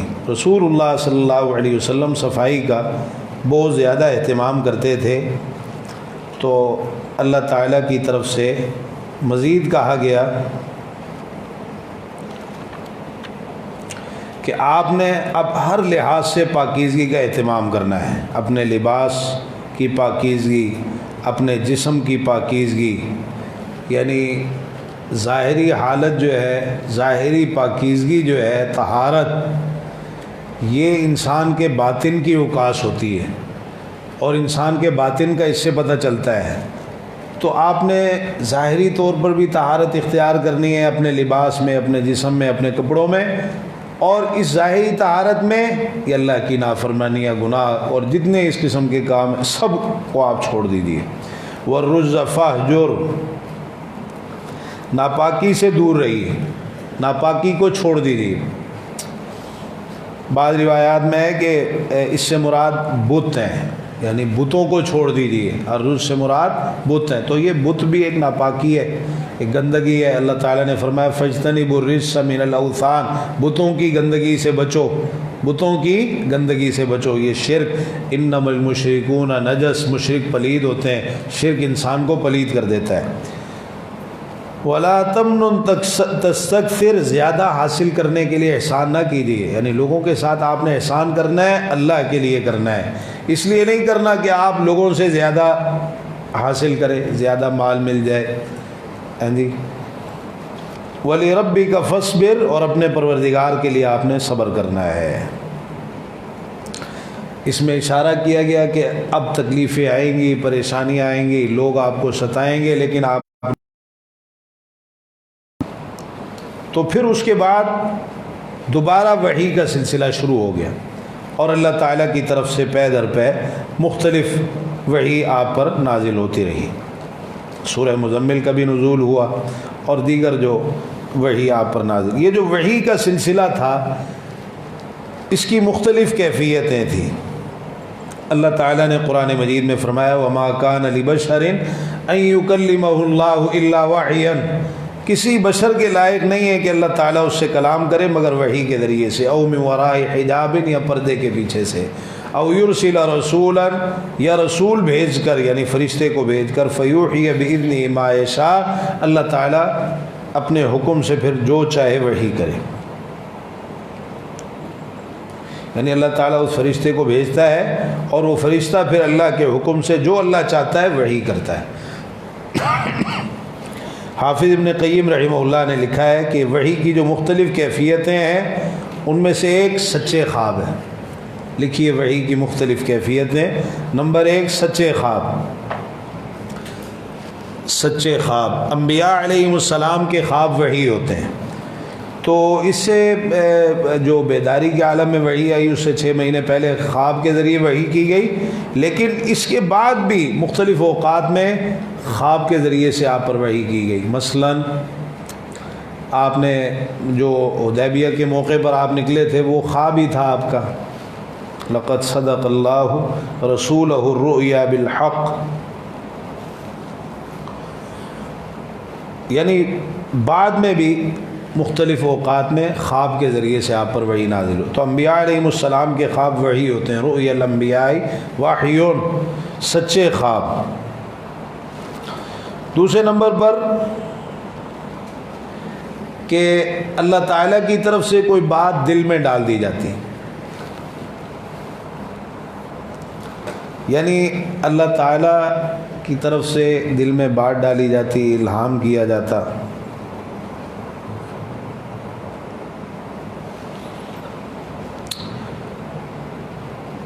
جبریل امین کو اللہ تعالیٰ بھیجتا اور وہ آپ کے دل میں کوئی بات ڈال دیتے، ظاہر ہوئے بغیر آپ کے دل میں کوئی بات ڈالتے۔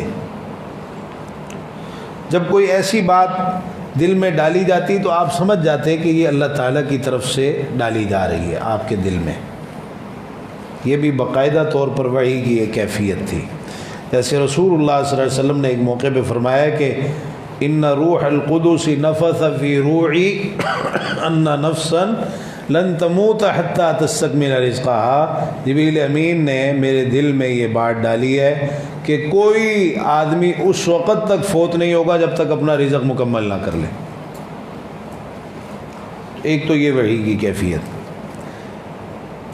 تیسرے نمبر پر یہ ہے کہ جبریل امین کسی آدمی کی صورت میں آتے ہیں، جبریل امین کسی آدمی کی صورت میں آتے اور آپ کو وحی آ کر سناتے اور آپ اس کو یاد کر لیتے۔ تو اس صورت میں اکثر اوقات جبریل امین دحیہ کلبی رضی اللہ عنہ کی صورت میں آیا کرتے تھے، دحیہ کلبی رضی اللہ عنہ کی صورت میں آیا کرتے تھے، اور یہ وہ صورت تھی جس میں صحابہ بھی دیکھ لیتے۔ جب ایک انسان کی شکل میں آتے تو صحابہ بھی دیکھ لیا کرتے تھے۔ حدیث جبریل مشہور ہے نا، جبریل امین آئے اور سفید صاف ستھرا لباس پہنا ہوا اور سفر کے کوئی آثار نظر نہیں آ رہے ہیں، صحابہ کہتے ہیں ہم میں سے کوئی جانتا بھی نہیں، اور آ کے آپ کے سامنے بڑے ادب سے بیٹھ گئے۔ ہاں جی، اور اپنے ہاتھ آپ کی رانوں کے اوپر رکھ دیے اور آپ سے سوالات کرنے شروع کر دیے۔ آپ نے بعد میں صحابہ سے کہا جانتے ہو یہ کون تھے؟ صحابہ نے کہا اللہ و رسول عالم، اللہ اور اس کے رسول صلی اللہ علیہ وسلم بہتر جانتے ہیں۔ فرمایا انہ جبریل جاء یعلمکم دینکم، یہ جبریل تھے تمہیں تمہارا دین سکھانے کے لیے آئے تھے۔ چوتھی صورت یہ ہوتی کہ رسول اللہ صلی اللہ علیہ وسلم پر وحی گھنٹی کی آواز کی مانند آتی، گھنٹی کی آواز کی مانند وحی نازل ہوتی۔ یہ جو صورت تھی یہ آپ کے لیے انتہائی مشکل ہوتی، اور ایسے موقع پر آپ کی پیشانی جو ہے وہ اس پر پسینہ آ جاتا، پسینے سے بھر جاتی، اور یہ کیفیت ہوتی کہ اتنا بوجھ اور اتنا وزن محسوس ہوتا کہ اگر اونٹنی پر سوار ہوتے تو اونٹنی بیٹھ جاتی زمین پر، یہ وحی کا اتنا بوجھ ہوتا تھا۔ اور اگر کسی صحابی کی ران کے اوپر آپ نے اپنی ران رکھی ہوتی تو صحابی کو ایسے محسوس ہوتا جیسے ان کی ران جو ہے وہ کچلی جا رہی۔ زید بن ثابت رضی اللہ عنہ کی ایک روایت میں ہے نا کہ وہ کہتے ہیں اللہ کے رسول صلی اللہ علیہ وسلم پر وحی نازل ہوئی تو اس موقع پر آپ کی جو ٹانگ تھی وہ میری ران کے اوپر تھی، تو مجھ پر اتنا زبردست بوجھ آیا کہ مجھے یوں لگا کہ میری ران کچلی جائے گی، میں ڈر گیا۔ یہ سب وحی کا بوجھ تھا۔ پانچویں کیفیت یہ ہے کہ رسول اللہ صلی اللہ علیہ وسلم جبریل امین کو ان کی اصلی شکل میں دیکھتے اور وہ آپ پر اللہ کے حکم کے مطابق وحی کرتے جو اللہ تعالیٰ نے ان کو وحی دے کر بھیجا ہوتا۔ اچھا ایسا 2 دفعہ ہوا ہے، جبریل امین کو اللہ کے رسول صلی اللہ علیہ وسلم نے 2 مرتبہ ان کی اصلی حالت میں دیکھا ہے۔ ایک مرتبہ معراج کے موقع پہ دیکھا ہے، اور ایک مرتبہ آسمانوں پر دیکھا ہے، اور ایک مرتبہ زمین پر دیکھا ہے۔ اور آپ نے فرمایا کہ ان کے 600 پر تھے، اور ایک پر اتنا بڑا تھا کہ اس نے افق کو ڈھانپ رکھا تھا۔ تو ایک مرتبہ زمین پر دیکھا ہے، ایک مرتبہ آسمان پر دیکھا ہے۔ جو آسمان پہ دیکھا اس کا ذکر سورہ نجم میں ہے، وَلَقَدْ رَآهُ نَزْلَةً أُخْرَىٰ عِندَ سِدْرَةِ الْمُنتَهَىٰ عِندَهَا جَنَّةُ الْمَأْوَىٰ، اور جو زمین پہ دیکھا ہے اصلی حالت میں اس کا ذکر سورہ تکویر میں 30ویں پارے میں، وَلَقَدْ رَآهُ بِالْأُفُقِ الْمُبِينِ وَمَا هُوَ عَلَى الْغَيْبِ بِضَنِينٍ۔ سورہ تکویر، سورۃ التکویر، اذا الشمس کوورت۔ تو 2 دفعہ یہ موقع آیا جبریل امین کو ان کی اصلی حالت میں دیکھنے کا۔ چھٹی کیفیت جو وحی کی ہے وہ یہ کہ اللہ تعالیٰ براہ راست آپ سے ہم کلام ہوا، بغیر کسی واسطے کے، ڈائریکٹ۔ ایسا معراج کے موقع پر ہوا جب اللہ تعالیٰ کی طرف سے آپ پر نماز فرض کی گئی، اس وقت براہ راست اللہ تعالیٰ نے آپ سے کلام کیا۔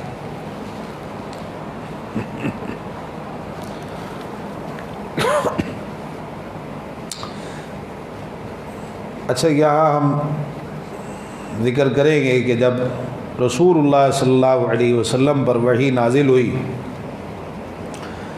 یہ دوسری وحی کے آ جانے کے بعد جب باقاعدہ طور پر آپ کی یہ ذمہ داری ڈال دی گئی، اور پھر اس کے بعد بھی جو وحی نازل ہوئی اور آپ کو بتا دیا گیا کہ اب آپ نے لوگوں کو دعوت دینی ہے اور اللہ کی طرف بلانا ہے، تو آپ نے دعوت کا کام شروع کر دیا۔ سب سے پہلے یہاں کچھ ایسے لوگ ہیں جن کے حصے میں یہ اعزاز آیا کہ اسلام قبول کرنے میں سبقت لے گئے۔ اللہ تعالیٰ نے فرمایا والسابقون الاولون من المہاجرین والانصار، اولین مسلمان، سابقون اولون، اسلام قبول کرنے میں سبقت لے جانے والے۔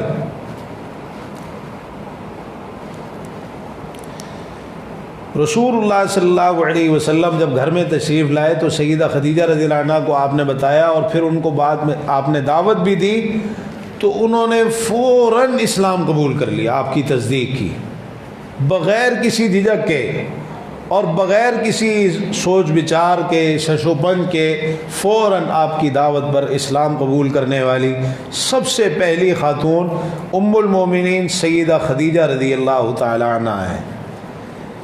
اور حدیث میں آیا ہے نا کہ آپ نے فرمایا کہ اللہ تعالیٰ کی طرف سے یہ بشارت دی گئی ہے سیدہ خدیجہ رضی اللہ عنہ کے لیے ایک گھر کی جو موتی کا ہوگا، اور ایسا گھر ہوگا کہ لا صخب فیہ ولا نصب، کہ جس میں نہ کوئی شور شرابہ ہوگا نہ کوئی ہوگی۔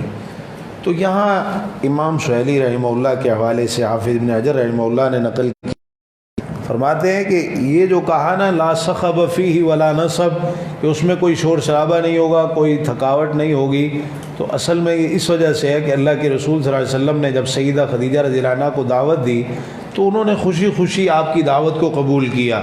اس موقع پر آپ کو ان کے ساتھ آواز بلند تک کرنے کی بھی ضرورت پیش نہیں آئی۔ دیکھیں نا، کوئی اپنی بیوی کو کوئی بات کہے اور بیوی آگے سے کوئی بات کرے، شوہر پھر اونچی آواز سے کہے کہ نہیں اس طرح ہے، اس طرح ہے، میں یہ کہہ رہا ہوں، میری، ایسا موقع ہی نہیں آیا، ایسا موقع ہی نہیں آیا۔ نہ آپ کو آواز بلند کرنی پڑی، نہ تکرار کرنی پڑی، ٹھیک ہے نا، نہ کوئی مشقت اٹھانی پڑی سیدہ خدیجہ رضی اللہ عنہ کے قبول اسلام کے حوالے سے کہ آپ نے بار بار ان کو سمجھایا ہو، بتایا ہو، قائل کیا ہو، نہیں، جو ہی آپ نے جو ہی دعوت دی فوراً انہوں نے قبول کر لی۔ اس کے بعد جو اسلام قبول کرنے والے ہیں سب سے پہلے آزاد مردوں میں وہ سیدنا ابوبکر صدیق رضی اللہ عنہ، یعنی سیدہ خدیجہ کے بعد جو مسلمان ہونے والے علی الاطلاق وہ سیدنا ابوبکر صدیق رضی اللہ عنہ ہیں۔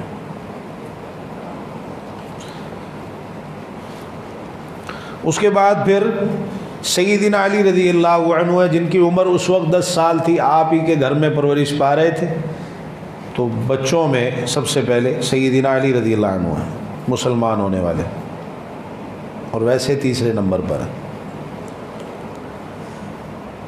اس کے بعد پھر آپ کے جو متبنہ تھے زید بن حارثہ رضی اللہ تعالی عنہما، جن کا ہم نے پیچھے تذکرہ پڑھا ہے، تو آپ یہ آزاد کردہ غلاموں میں آپ نے ان کو آزاد کر دیا تھا اور اپنا منہ بولا بیٹا بنا لیا تھا۔ تو آزاد کردہ غلاموں میں سب سے پہلے اسلام قبول کرنے والے زید بن حارثہ رضی اللہ عنہما ہیں، اور پھر اس کے بعد غلاموں کے اندر جو مسلمان ہونے والے سب سے پہلے وہ سیدنا بلال رضی اللہ عنہ، بلال حبشی رضی اللہ تعالی عنہ۔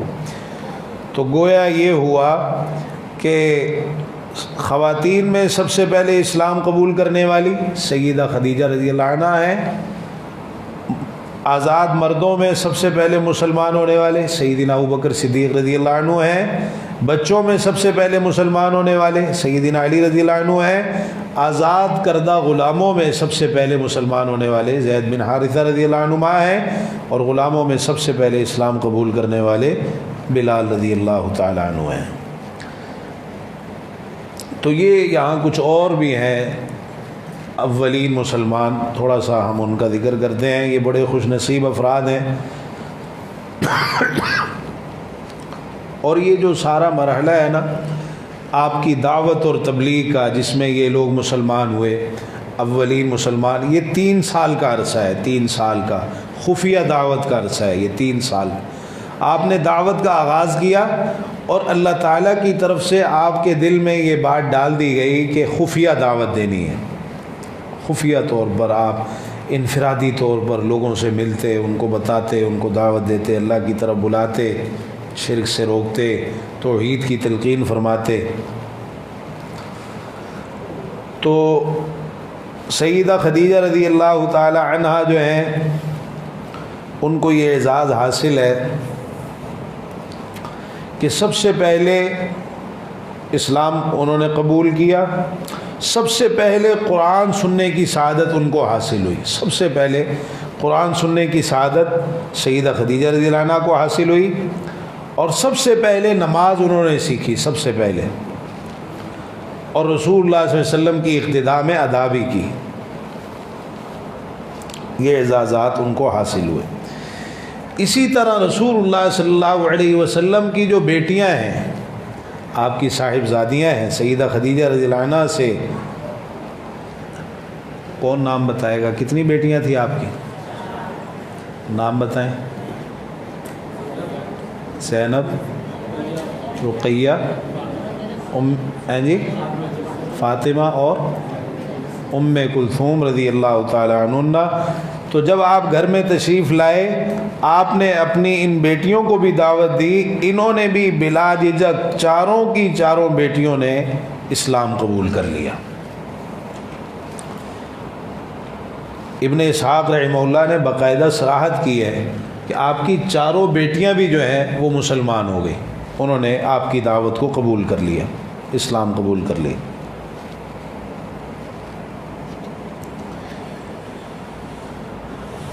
سیدنا ابو بکر صدیق رضی اللہ عنہ جو ہیں یہ اللہ کے رسول صلی اللہ علیہ وسلم سے 2 سال چھوٹے تھے۔ سیدنا ابو بکر صدیق رضی اللہ عنہ آزاد مردوں میں سب سے پہلے مسلمان ہونے والے۔ اچھا کوئی بتائے گا کہ سیدنا ابو بکر رضی اللہ عنہ کا نام کیا تھا؟ عبداللہ، ماشاءاللہ، عبداللہ نام تھا اور کنیت ابو بکر تھی۔ سیدنا ابو بکر صدیق رضی اللہ عنہ کا ایک لقب تو صدیق تھا، ایک لقب عتیق تھا۔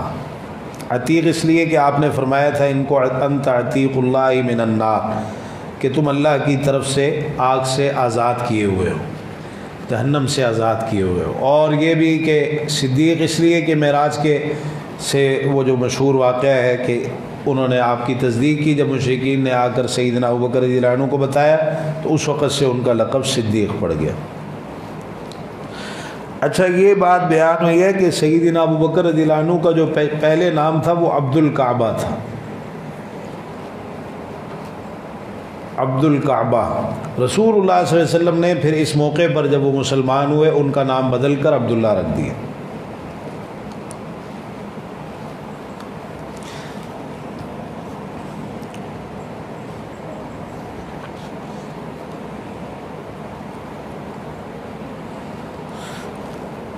رسول اللہ صلی اللہ علیہ وسلم سے سیدنا ابو بکر صدیق رضی اللہ عنہ کی اتنی محبت اور دوستی تھی، اور اس قدر یہ تعلق پھر بڑھتا چلا گیا جب انہوں نے اسلام قبول کیا کہ روزانہ ملاقات ہوتی تھی، روزانہ تقریباً۔ سیدہ عائشہ رضی اللہ عنہ فرماتی ہیں کوئی دن ایسا نہیں گزرا جب رسول اللہ صلی اللہ علیہ وسلم صبح و شام ہمارے گھر میں تشریف نہ لائے۔ سیدنا ابو بکر صدیق رضی اللہ عنہ بھی ان چند لوگوں میں سے ہیں جو زمانہ جاہلیت میں بھی انتہائی پاک دامن تھے، اور اسلام قبول کرنے سے پہلے شرک سے، بت پرستی سے اور شراب نوشی سے کنارہ کش رہتے تھے، علیحدگی اختیار کرتے تھے۔ رسول اللہ صلی اللہ علیہ وسلم نے ان کو دعوت سیدنا ابو بکر رضی اللہ عنہ کو دی۔ ایک روایت میں آتا ہے، ابن اسحاق رحمہ اللہ ذکر کرتے ہیں کہ ایک دن اللہ کے رسول صلی اللہ علیہ وسلم نے ان سے کہا ابو بکر میں اللہ کا رسول ہوں، اللہ کا نبی ہوں، اللہ نے مجھے بھیجا ہے تاکہ میں اللہ کا پیغام پہنچاؤں، میں تمہیں حق کے ساتھ ایک اللہ کی طرف بلاتا ہوں، اللہ کی قسم یقیناً یہ حق ہے، ابو بکر میں تمہیں ایک اللہ کی طرف بلاتا ہوں، اللہ اکیلا ہے، اللہ کا کوئی شریک نہیں، اللہ کے سوا کسی کی عبادت نہیں ہو سکتی۔ ان الفاظ میں آپ نے سیدنا ابو بکر رضی اللہ عنہ کو دعوت دی، پھر ان کے سامنے قرآن مجید کی تلاوت بھی فرمائی۔ سیدنا ابو بکر رضی اللہ عنہ نے فوراً اسی وقت آپ کی دعوت پر اسلام قبول کر، نہ صرف خود مسلمان ہوئے بلکہ آگے لوگوں کو بھی دعوت دینی شروع کر دی۔ یہاں ایک بڑی تعداد ہے جو سیدنا ابو بکر رضی اللہ عنہ کی دعوت پر مسلمان ہوئے، اور پھر جو صحابہ اسلام قبول کرتے، غلام ہوتے یا ایسی لونیاں تھیں جو مسلمان ہو گئیں اور مشرکین ان کو تکلیفیں دیتے تھے، تو سیدنا ابو بکر رضی اللہ عنہ نے ان کو اپنے مال سے خرید کر آزاد کیا۔ سیدنا علی رضی اللہ عنہ کے بارے میں ہم نے بتایا کہ سیدنا علی رضی اللہ عنہ جو ہیں 10 سال کے تھے، اور انہوں نے بھی جب آپ نے ان کو دعوت دی اسلام قبول کرنے میں دیر نہیں کی، اور ان کے قبول اسلام کا جو واقعہ ذکر ہوا ہے، ایک دن اللہ کے رسول صلی اللہ علیہ وسلم کے پاس آئے، انہوں نے دیکھا کہ آپ اور سیدہ خدیجہ رضی اللہ عنہ نماز پڑھ رہے ہیں۔ سیدنا علی رضی اللہ عنہ نے پوچھا، اے محمد صلی اللہ علیہ وسلم، یہ کیا ہے، یہ آپ کیا کر رہے تھے؟ آپ نے بتایا کہ یہ اللہ کا منتخب دین ہے، یہ وہ دین ہے جس کا اللہ نے انتخاب فرمایا، اور یہی دین دے کر اس نے اپنے رسول کو بھیجا ہے۔ میں تمہیں ایک اللہ کی طرف بلاتا ہوں، اسی کی عبادت کرو اور لات اور عزیٰ کا انکار کر دو۔ سیدنا علی رضی اللہ عنہ نے جب یہ باتیں سنی، کہنے لگے کہ آپ نے یہ ایسی بات بتائی ہے جو میں نے پہلے کبھی نہیں سنی، تو میں کوئی فیصلہ نہیں کر سکتا جب تک اپنے والد سے مشورہ نہ کروں۔ رسول اللہ صلی اللہ علیہ وسلم کو ان کی یہ بات پسند آئی۔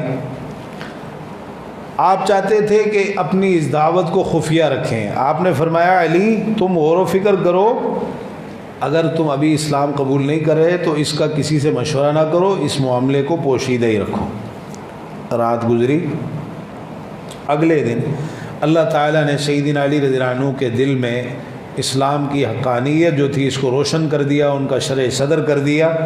تو اگلے روز وہ اللہ کے رسول صلی اللہ علیہ وسلم کے پاس آئے اور اپنے اسلام قبول کرنے کا اعلان کر دیا۔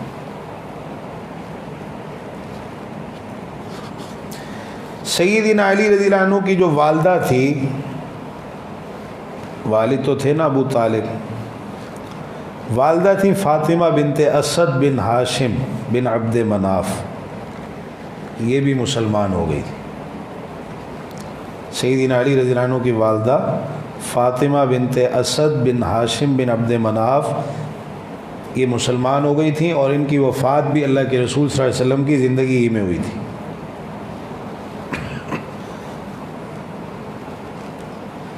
اچھا جی، سیدنا زید بن حارثہ رضی اللہ عنہما مسلمان ہوئے، اور ان کے بعد اولین مسلمانوں میں جو نام آتا ہے سیدنا عثمان بن عفان رضی اللہ تعالیٰ عنہ کا آتا ہے۔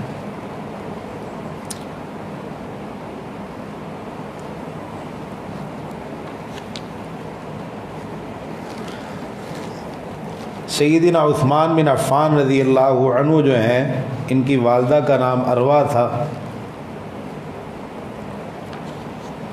اور ان کی جو نانی تھیں ان کا نام ام حکیم بیضاء بنت عبد المطلب، اللہ کے رسول صلی اللہ علیہ وسلم کی پھوپھی تھیں، حقیقی پھوپھی تھیں۔ ام حکیم بیضاء بنت عبد المطلب یہ سیدنا عثمان رضی اللہ عنہ کی نانی تھی۔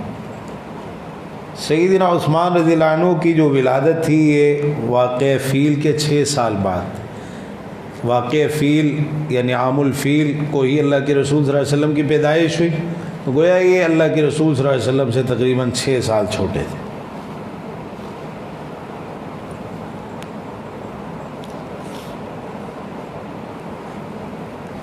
ان کے والد کا نام عفان تھا، عفان بن ابو العاص بن امیہ بن عبد شمس بن عبد مناف، عفان بن ابی العاص۔ سیدنا عثمان رضی اللہ عنہ بھی ان لوگوں میں سے تھے جو زمانہ جاہلیت کے اندر بھی انتہائی ممتاز تھے، اور خود فرماتے ہیں اپنے بارے میں، ما زنیت ولا سرقت فی جاہلیت ولا اسلام، میں نے کبھی بدکاری نہیں کی جاہلیت میں، نہ اسلام میں، نہ کبھی چوری کی ہے، اور نہ ہی کبھی کوئی گانے گائے، ولا تغنیت ولا تمنیت منذ اسلمت، اور نہ مجھے کوئی بری تمنا ہوئی۔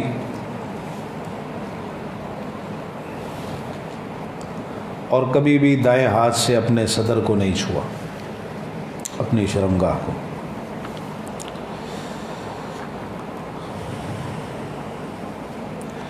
سیدنا عثمان رضی اللہ عنہ جو تھے اصل میں سیدنا ابوبکر صدیق رضی اللہ عنہ کے بڑے گہرے دوست تھے، اور سیدنا ابوبکر رضی اللہ عنہ ہی نے ان کو اسلام کی دعوت دی تھی۔ ایک دن یہ سیدنا عثمان رضی اللہ عنہ اور سیدنا طلحہ بن عبید اللہ رضی اللہ تعالیٰ عنہما، یہ سیدنا زبیر رضی اللہ عنہ کے پیچھے پیچھے اللہ کے رسول صلی اللہ علیہ وسلم کے پاس گئے۔ آپ نے ان کے سامنے قرآن کی تلاوت کی، ان کو دعوت دی، اسلام کا تعارف کروایا، تو اسی وقت ان دونوں نے اسلام قبول کر لیا، سیدنا عثمان اور سیدنا طلحہ بن عبید اللہ۔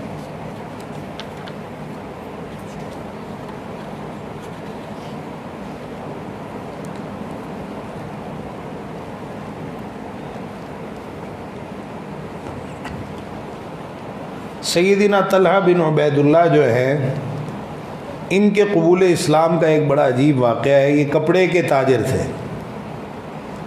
کہتے ہیں کہ ایک مرتبہ میں بصرہ کے بازار میں تھا، تو وہاں ایک راہب جو ہے، پادری، اپنے چرچ میں، گرجے میں کہہ رہا تھا کہ حرم میں رہنے والے کسی آدمی کا پتہ کرو، کوئی آدمی یہاں ہے جو حرم میں رہتا ہے، مکہ مکرمہ میں رہتا ہے۔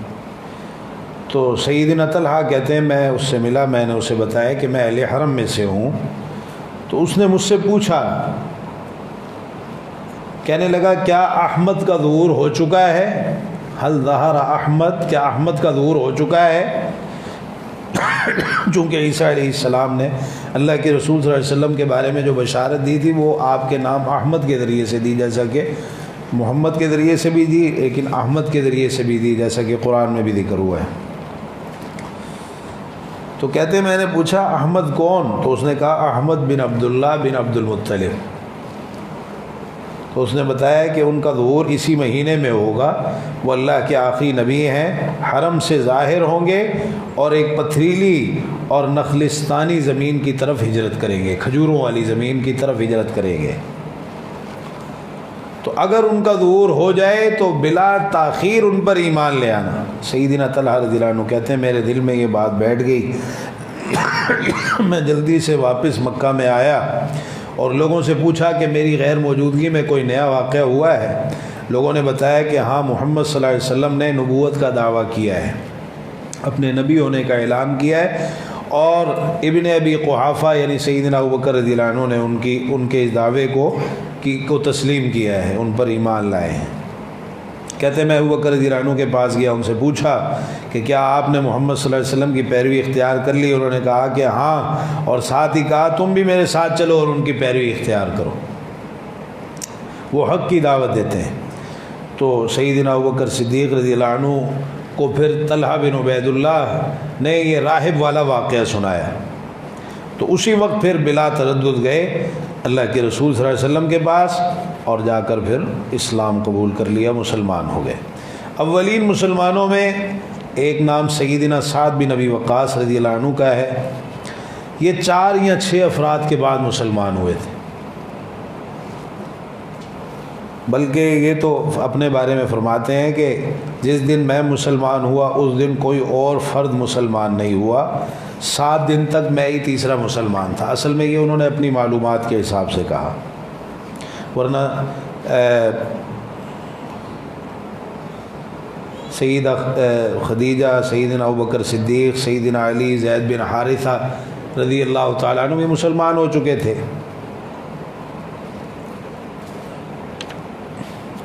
سعد بن ابی وقاص رضی اللہ عنہ یہ 10 مبشرہ میں سے ہیں، رشتے میں اللہ کے رسول صلی اللہ علیہ وسلم کے ماموں لگتے ہیں۔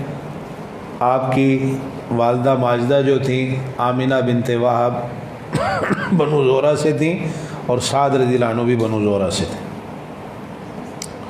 کہتے ہیں کہ میں نے اسلام قبول کرنے سے 3 دن پہلے خواب دیکھا تھا،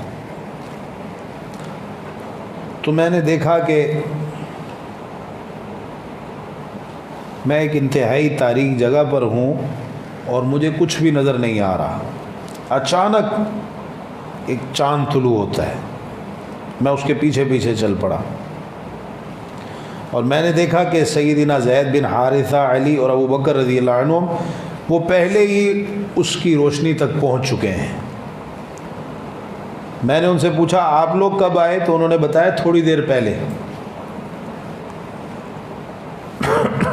کہتے ہیں پھر مجھے پتہ چلا کہ اللہ کے رسول صلی اللہ علیہ وسلم خفیہ طور پر اسلام کی دعوت دیتے ہیں، تو اجیاد کی گھاٹیوں میں میں آپ سے ملا، اجیاد کی گھاٹیوں میں میں آپ سے ملا، اور میں نے آپ سے پوچھا آپ کس چیز کی دعوت دیتے ہیں؟ آپ نے مجھے بتایا اور پھر مجھ سے پوچھا تم یہ گواہی دیتے ہو اتشہد ان لا الہ الا اللہ وانی رسول اللہ، کہ اللہ کے سوا کوئی معبود برحق نہیں اور میں اللہ کا رسول ہوں؟ کہتے میں نے فوراً یہ گواہی دے دی۔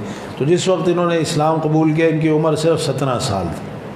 سیدنا سعد بن ابی وقاص رضی اللہ عنہ کی عمر 17 سال تھی۔ سیدنا ارقم بن ابی ارقم رضی اللہ عنہ اولین مسلمانوں میں سے ہیں،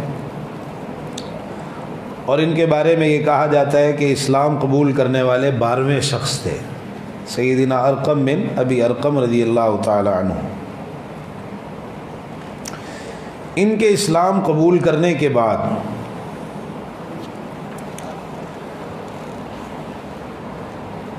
جب انہوں نے اسلام قبول بمشکل ان کی عمر 16 سال تھی، 16 سال۔ اور یہ دیکھیے کہ سب سے زیادہ جو اول اسلام قبول کرنے والے ہیں وہ نوجوان ہیں۔ تو انہوں نے پھر اپنا گھر وقف کر دیا۔ دار ارقم انہی کا گھر تھا جو سب سے پہلی درسگاہ ہے۔ خفیہ طور پر اللہ کے رسول صلی اللہ علیہ وسلم یہاں دعوت دیتے تھے، صحابہ آتے، آپ ان کو دین سکھاتے۔ دار ارقم انہی کا گھر تھا، یہ سیدنا ارقم بن ابی ارقم رضی اللہ عنہ کا۔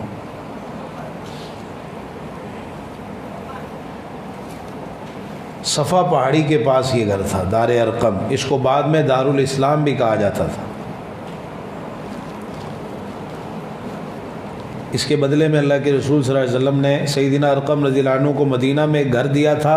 تو علماء کا کہنا ہے کہ یہ اسی کے بدلے میں دیا تھا کہ ان کا گھر مکہ میں، دیکھیے اسلام قبول کرنے کے بعد صحابہ نے کس طرح اپنا سب کچھ اسلام کے لیے قربان کر دی، اپنے گھر کو اسلام کا مرکز بنا دی، اور کتنے سخت ترین حالات تھے، خفیہ دعوت تھی، تصور بھی نہیں کیا جا، لیکن انہوں نے اس کی پرواہ نہیں کی، انہوں نے اپنے گھر کو وقف کر دیا۔ اچھا، اس دار ارقم کو مرکز بنانے میں بڑی حکمتیں تھیں، یعنی یہ ایسا خفیہ مرکز تھا کہ مشرکین سوچ بھی نہیں سکتے تھے کہ یہ بھی مسلمانوں کا مرکز ہو سکتا ہے۔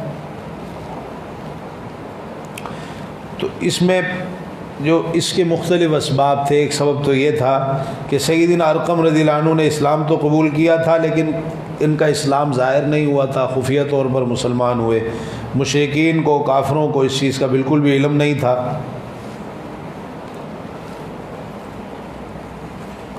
کسی کے وہم و گمان میں بھی نہیں تھا کہ یہ مسلمان ہو گئے اور ان کے گھر میں اس طرح اکٹھے ہوتے ہیں اللہ کے رسول صلی اللہ علیہ وسلم اور آپ کے صحابہ۔ دوسری بات یہ تھی کہ ان کا تعلق بنو مخزوم سے تھا، یہ بنو ہاشم کا مخالف قبیلہ تھا۔ تو مشرکین مکہ یہ سوچ بھی نہیں سکتے کہ رسول اللہ صلی اللہ علیہ وسلم اپنے مخالف قبیلے کو، آپ کا تعلق بنو ہاشم سے تھا، تو بنو مخزوم بنو ہاشم ایک دوسرے کے مخالف تھے، ایک دوسرے کے دشمن تھے۔ تو یہ سوچا بھی نہیں جا سکتا تھا کہ مشرکین سوچ بھی نہیں سکتے تھے کہ آپ اپنے دشمن قبیلے کے فرد کے گھر کو مرکز بنائیں گے۔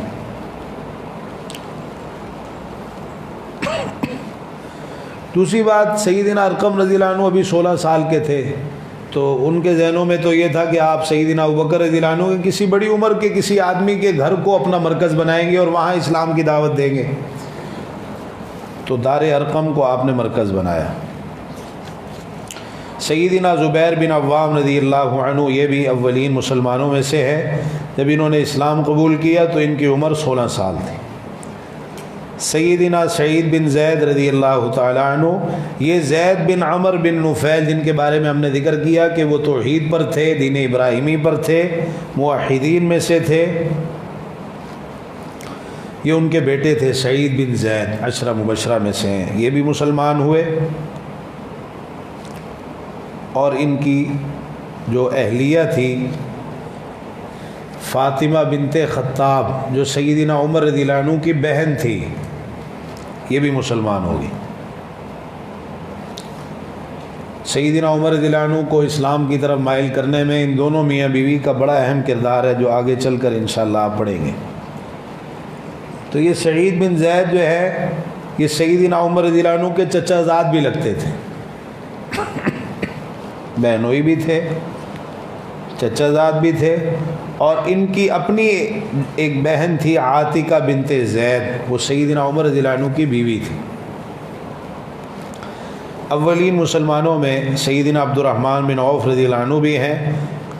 زمانہ جاہلیت میں ان کا نام عبد عمر یا عبد الکعبہ تھا۔ عبد الرحمن بن عوف رضی اللہ عنہ کا نام عبد عمر یا عبد الکعبہ تھا۔ اللہ کے رسول صلی اللہ علیہ وسلم نے بدلا، اور جو اللہ کے پسندیدہ ترین ناموں میں سے ایک نام عبد الرحمن ہے، آپ نے ان کا نام عبد الرحمن رکھا۔ یہ 10 سال چھوٹے تھے اللہ کے رسول صلی اللہ علیہ وسلم سے، عام الفیل کے 10 سال بعد پیدا ہوئے تھے، اور ان کے قبول اسلام میں بھی سیدنا ابوبکر رضی اللہ عنہ کا بڑا کردار ہے۔ انہی کی ترغیب پر یہ مسلمان ہوئے، اور جس نے بھی اسلام قبول کرنا ہوتا تھا پھر دار ارقم میں آ جاتا تھا، وہاں اکٹھے ہوتے۔ سیدنا ابو عبیدہ بن جراح رضی اللہ عنہ اولین مسلمانوں میں، ان کا بھی بڑا اہم نام ہے۔ ان کا نام کیا تھا؟ کوئی نام بتائے سیدنا ابو عبیدہ بن جراح رضی اللہ عنہ؟ جی ماشاء اللہ، عامر، بارک اللہ، اللہ تعالیٰ آپ کو برکت عطا فرمائے، زادک اللہ علما وعملا۔ یہ باتیں یاد رکھنے کی باتیں ہیں صحابہ کے بارے میں۔ آج کل تو ہماری نوجوان نسل کو کھلاڑیوں کا اور دوسری چیزوں کا ان کا بڑا پتہ ہے، بڑے نام آتے ہیں، لیکن صحابہ کے بارے میں بالکل ناواقف ہیں۔ سیدنا ابو عبیدہ کا نام عامر تھا۔ اچھا، یہ جراح کون تھے؟ ابو عبیدہ بن جراح کون تھے؟ یہ ان کے دادا تھے، اور عرب کے ہاں یہ بھی تھا کہ دادا کی طرف بھی نسبت کی جاتی، جیسے آپ نے کہا نا انا النبی لا کذب انا ابن عبد المطلب، تو یہ نسبت ان کے دادا کی، تو ان کے والد کا نام عبداللہ تھا۔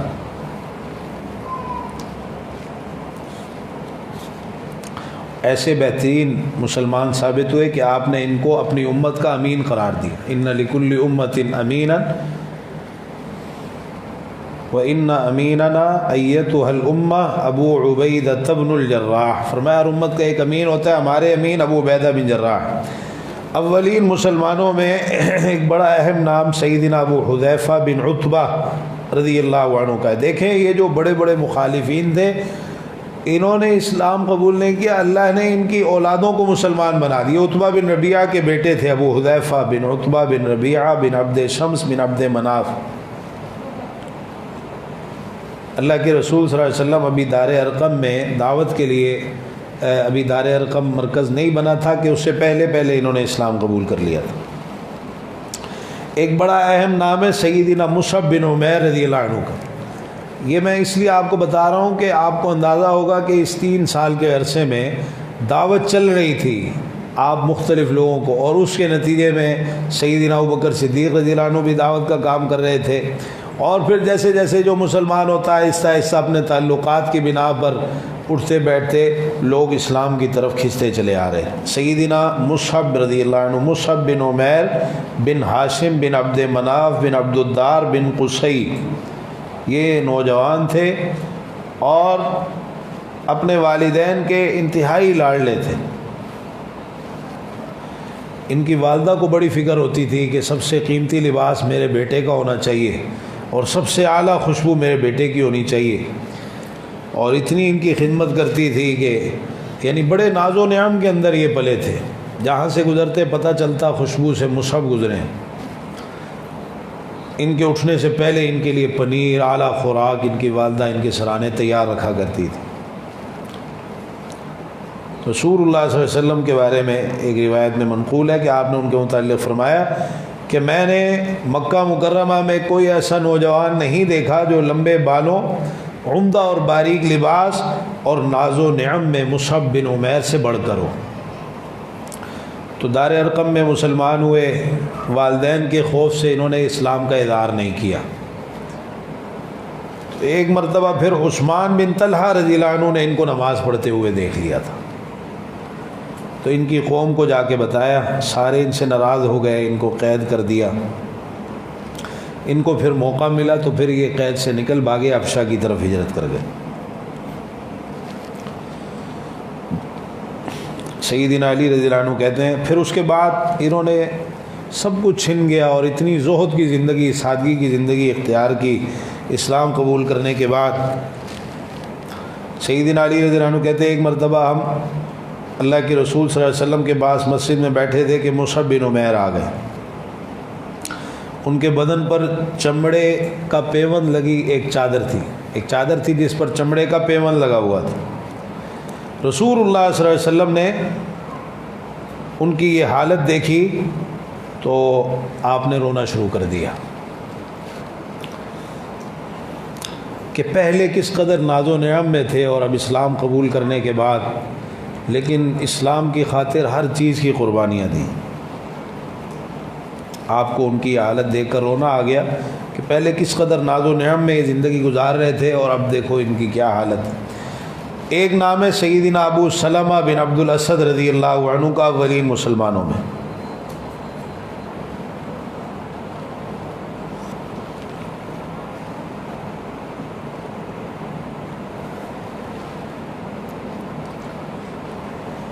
ابن اسحاق رحمہ اللہ نے لکھا ہے کہ ابو عبیدہ بن حارث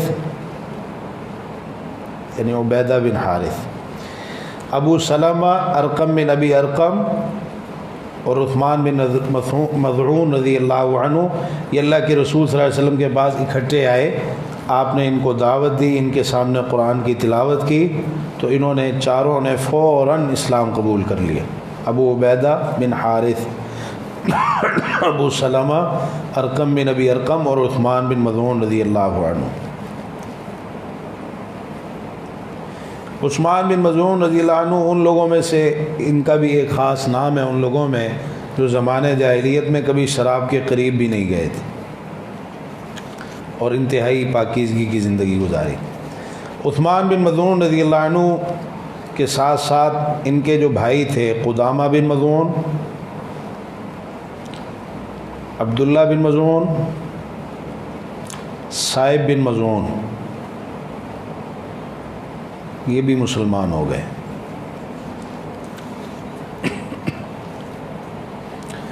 ایک نام آتا ہے سیدنا عامر بن ربیعہ رضی اللہ تعالی عنہ کا۔ یہ وہ تھے کہ ان کو عدوی کہا جاتا تھا، ان کو عدوی کہا جاتا تھا۔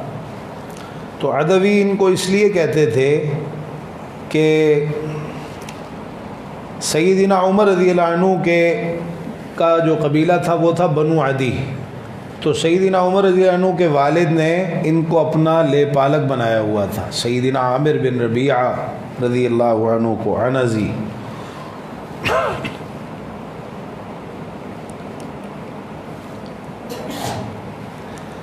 اسی طرح سیدنا ابو صبرہ بن ابو روحم رضی اللہ عنہ، ان کی جو والدہ تھیں وہ اللہ کے رسول صلی اللہ علیہ وسلم کی پھوپھی تھیں، برہ بنت عبد المطلب، گویا آپ کے پھوپھی ذات تھے، یہ بھی مسلمان ہوئے، سیدنا ابو صبرہ بن ابو روحم۔ اسی طرح سیدنا حاطب بن عمر رضی اللہ عنہ، یہ بھی اولین مسلمانوں میں سے ہیں۔ اللہ کے رسول صلی اللہ علیہ وسلم کے چچا زاد سیدنا جعفر رضی اللہ عنہ، یہ بھی اولین مسلمانوں میں سے ہیں۔ اور یہ ابتدائی دنوں میں ہی مسلمان ہوئے۔ ایک روایت میں آتا ہے کہ ایک مرتبہ ابو طالب نے دیکھ لیا کہ اللہ کے رسول صلی اللہ علیہ وسلم نماز پڑھ رہے ہیں اور سیدنا علی آپ کی دائیں جانب نماز پڑھ رہے ہیں، تو ابو طالب نے سیدنا جعفر رضی اللہ عنہ سے کہا کہ تم بھی جاؤ اور ان کی دوسری جانب کھڑے ہو جاؤ۔ ابو طالب خود تو مسلمان نہیں ہوئے لیکن انہوں نے اپنے بیٹوں کو اسلام کی طرف راغب کیا اور خود بھی اس طرف مائل تھے۔ وہ تو اپنی قوم کا ڈر تھا کہ میری قوم مجھے عار نہ دلائے، اس لیے۔ اسی طرح سیدنا عمر بن سعید بن عاص رضی اللہ عنہ اولین مسلمانوں میں سے ہیں۔ سیدنا خالد بن سعید رضی اللہ عنہ، یہ بھی اولین مسلمانوں میں سے ہیں۔ اور سیدنا خالد بن سعید رضی اللہ عنہ جو ہے، انہوں نے بھی اپنا ایک خواب بیان کیا اسلام قبول کرنے سے پہلے۔ ان کو ایک خواب آیا تھا، کہتے ہیں کہ میں نے دیکھا کہ ایک بہت بڑی اور گہری خندق ہے جس میں آگ جل رہی اور میں کنارے پہ کھڑا ہوں. میرا جو والد ہے سعید بن عاص وہ مجھے اس میں دھکے دینے کی کوشش کر رہے ہیں. اتنے میں محمد صلی اللہ علیہ وسلم آئے اور مجھے کمر سے پکڑ لیا اور آگ میں گرنے سے بچا لیا.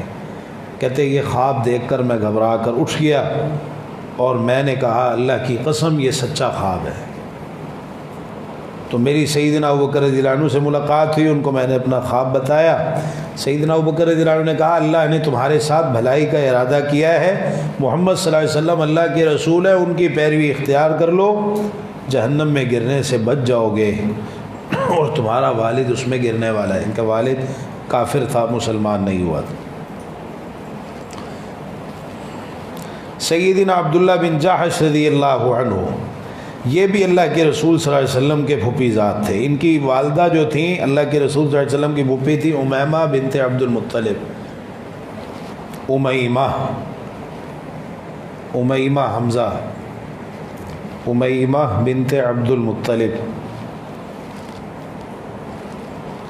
تو عبداللہ بن جاحش ان کے بھائی ابو احمد عبد بن جاحش، اسی طرح ان کے ایک بھائی عبید اللہ بن جاحش،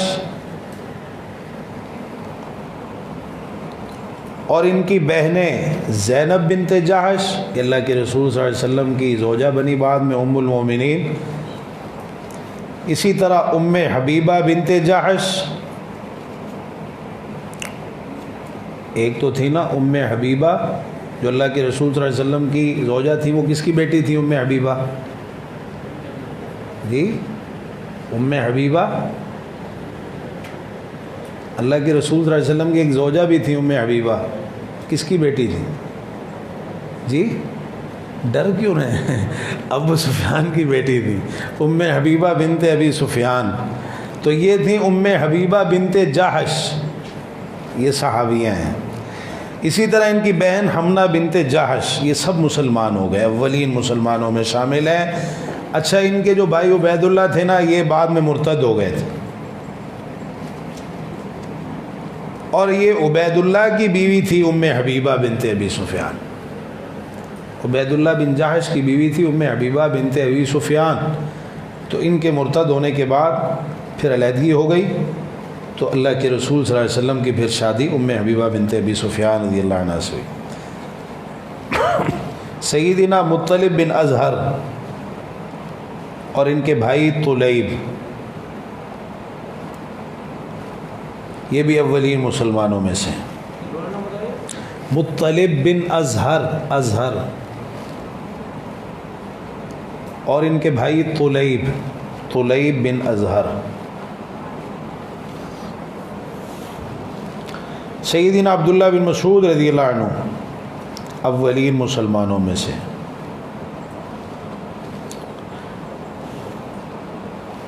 حذیل قبیلے سے ان کا تعلق تھا. ان کو ابن ام عبد بھی کہتے ہیں، ام عبد ان کی والدہ کا نام تھا. تو یہ کہتے ہیں ایک دن اللہ کے رسول صلی اللہ علیہ وسلم جو ہیں وہ مشرکین سے بچتے ہوئے اس طرف آ گئے جس طرف میں بکریاں چرا رہا تھا. تو آپ نے پوچھا کہ اے نوجوان تمہارے پاس دودھ ہے تو ہمیں پلاؤ. کہنے لگے میں تو ایک چرواہا ہوں، مجھے دودھ دونے کا اختیار نہیں ہے، میرے پاس یہ بکریاں امانت ہیں، میں آپ کو دودھ نہیں پلا سکتا. رسول اللہ صلی اللہ علیہ وسلم نے فرمایا اچھا یہ بتاؤ کوئی ایسی بکری ہے جو ابھی دودھ کی عمر کو نہ پہنچی ہو، دودھ نہ دیتی ہو؟ تو کہتے میں نے ریوڑ میں سے ایک بکری آپ کی خدمت میں پیش کر دی، آپ نے اسے باندھا اور جو ہی آپ نے اس کے تھن کو چھوا اور کوئی دعا پڑھی تو اس کے تھن جو تھے وہ دودھ سے بھر گئے. سیدنا ابوبکر رضی اللہ عنہ ایک گہرا پتھر لے کے آئے، آپ نے اس میں دودھ دوہا اور سیدنا ابوبکر رضی اللہ عنہ سے آپ نے فرمایا پیو. پہلے ان کو پینے کے لیے دیا، پھر آپ نے مجھے پینے کے لیے دیا، آخر میں خود پیا. پھر تھنوں سے کہا کہ سکڑ جاؤ، تو وہ اپنی پہلی والی حالت میں واپس آ گئے. تو کہتے ہیں کہ میں اللہ کے رسول صلی اللہ علیہ وسلم کی خدمت میں حاضر ہوا اور میں نے کہا کہ یہ جو کلام آپ سناتے ہیں مجھے بھی سنائیں، مجھے بھی سکھائیں. آپ نے فرمایا کہ تم ایک بڑے باصلاحیت نوجوان ہو۔ عبداللہ بن مسعود رضی اللہ عنہ فرماتے ہیں میں نے براہ راست، پھر مسلمان بھی ہوئے، براہ راست 70 صورتیں کہتے ہیں میں نے اللہ کے رسول صلی اللہ علیہ وسلم سے سیکھی، براہ راست 70 صورتیں میں نے اللہ کے رسول صلی اللہ علیہ وسلم سے سیکھی۔ تو آپ کے بعد سب سے پہلے علی الاعلان قرآن پڑھنے کی سعادت بھی ان کو حاصل ہوئی، اور اس کی وجہ سے قریش نے ان کو بڑے ظلم و ستم کا بھی نشانہ بنایا۔ اسی طرح اولین مسلمانوں میں سیدنا عیاش بن ابی ربیعہ رضی اللہ تعالی عنہ اور ان کی زوجہ اسماء بنت سلامہ، یہ بھی مسلمان ہوئی۔ تو یہ جو سیدنا عیاش رضی اللہ عنہ تھے، یہ اپنی والدہ کی طرف سے ابو جہل کے بھائی تھے۔ سیدنا عیاش بن ابی ربیعہ رضی اللہ عنہ والدہ کی طرف سے ابو جہل کے بھائی تھے۔ اولین مسلمانوں میں سیدنا خنیس بن حذافہ رضی اللہ عنہ، سیدنا حاطب بن حارث رضی اللہ تعالی عنہ اور ان کی بیوی فاطمہ بنت مجلل۔ حاطب بن حارث اور ان کی بیوی فاطمہ بنت مجلل رضی اللہ تعالی عنہما۔ اسی طرح ان کے بھائی حطاب، حاطب بن حارث اور ان کی بیوی فاطمہ بنت مجلل، اور اسی طرح حطاب بن حارث انہی کے بھائی ہیں، اور ان کی بیوی فقیہہ بنت یسار۔ حطاب بن حارث اور ان کی بیوی فقیہہ بنت یسار، اور اسی طرح معمر بن حارث انہی کے تیسرے بھائی ہیں، معمر بن حارث، یہ تینوں بھائی ہیں، حاطب، حطاب اور معمر، انہوں نے اسلام قبول کی۔ اسی طرح اولین مسلمانوں میں سیدنا سلید بن عمر اور ان کے بھائی سکران بن عمر رضی اللہ تعالی عنہما۔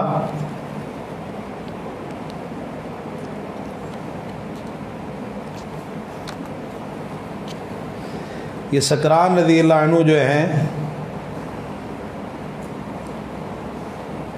یہ انہی کی بیوی تھی سیدہ سودا رضی اللہ عنہا۔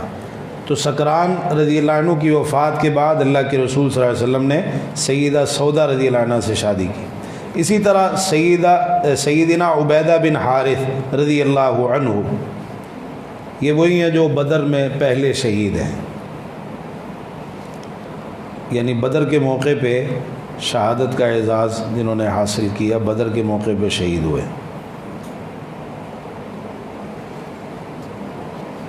اسی طرح اور بھی بعض صحابہ ہیں، سیدنا مسعود بن ربیع القاری، قارہ قبیلے سے ان کا تعلق تھا اس لیے ان کو القاری کہتے ہیں۔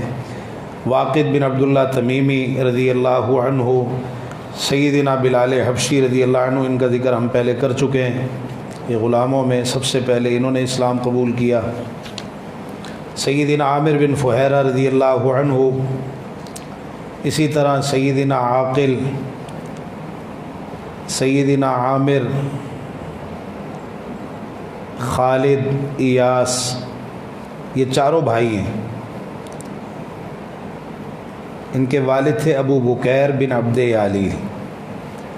عاقل، خالد، ایاس اور عامر رضی اللہ عنہم، یہ جو عاقل رضی اللہ عنہ تھے نا، عاقل بن ابی بکیر، ان کا نام تھا غافل جب انہوں نے اسلام قبول کیا، غافل، تو آپ نے بدل کر عاقل رکھ دیا۔ تو آپ اس کا اہتمام کرتے تھے کہ اگر کسی کا نام درست نہیں ہے، اس کا معنی درست نہیں ہے، تو آپ نام تبدیل فرماتے۔ سیدنا یاسر بن عامر رضی اللہ عنہ، سیدہ سمیہ بنت خبات رضی اللہ عنہا، اسلام کی سب سے پہلی وہ خاتون جن کو شہید کیا گیا۔ ان کے بیٹے سیدنا عمار رضی اللہ عنہ، اسی طرح سیدنا صہیب رومی رضی اللہ عنہ، سیدنا عمیر بن ابی وقاص، سعد بن ابی وقاص کے بھائی ہیں، سیدنا خباب بن ارت رضی اللہ عنہ، اسی طرح سیدنا عمر بن عبسہ رضی اللہ تعالی عنہ، سیدہ اسماء بنت ابی بکر رضی اللہ عنہا،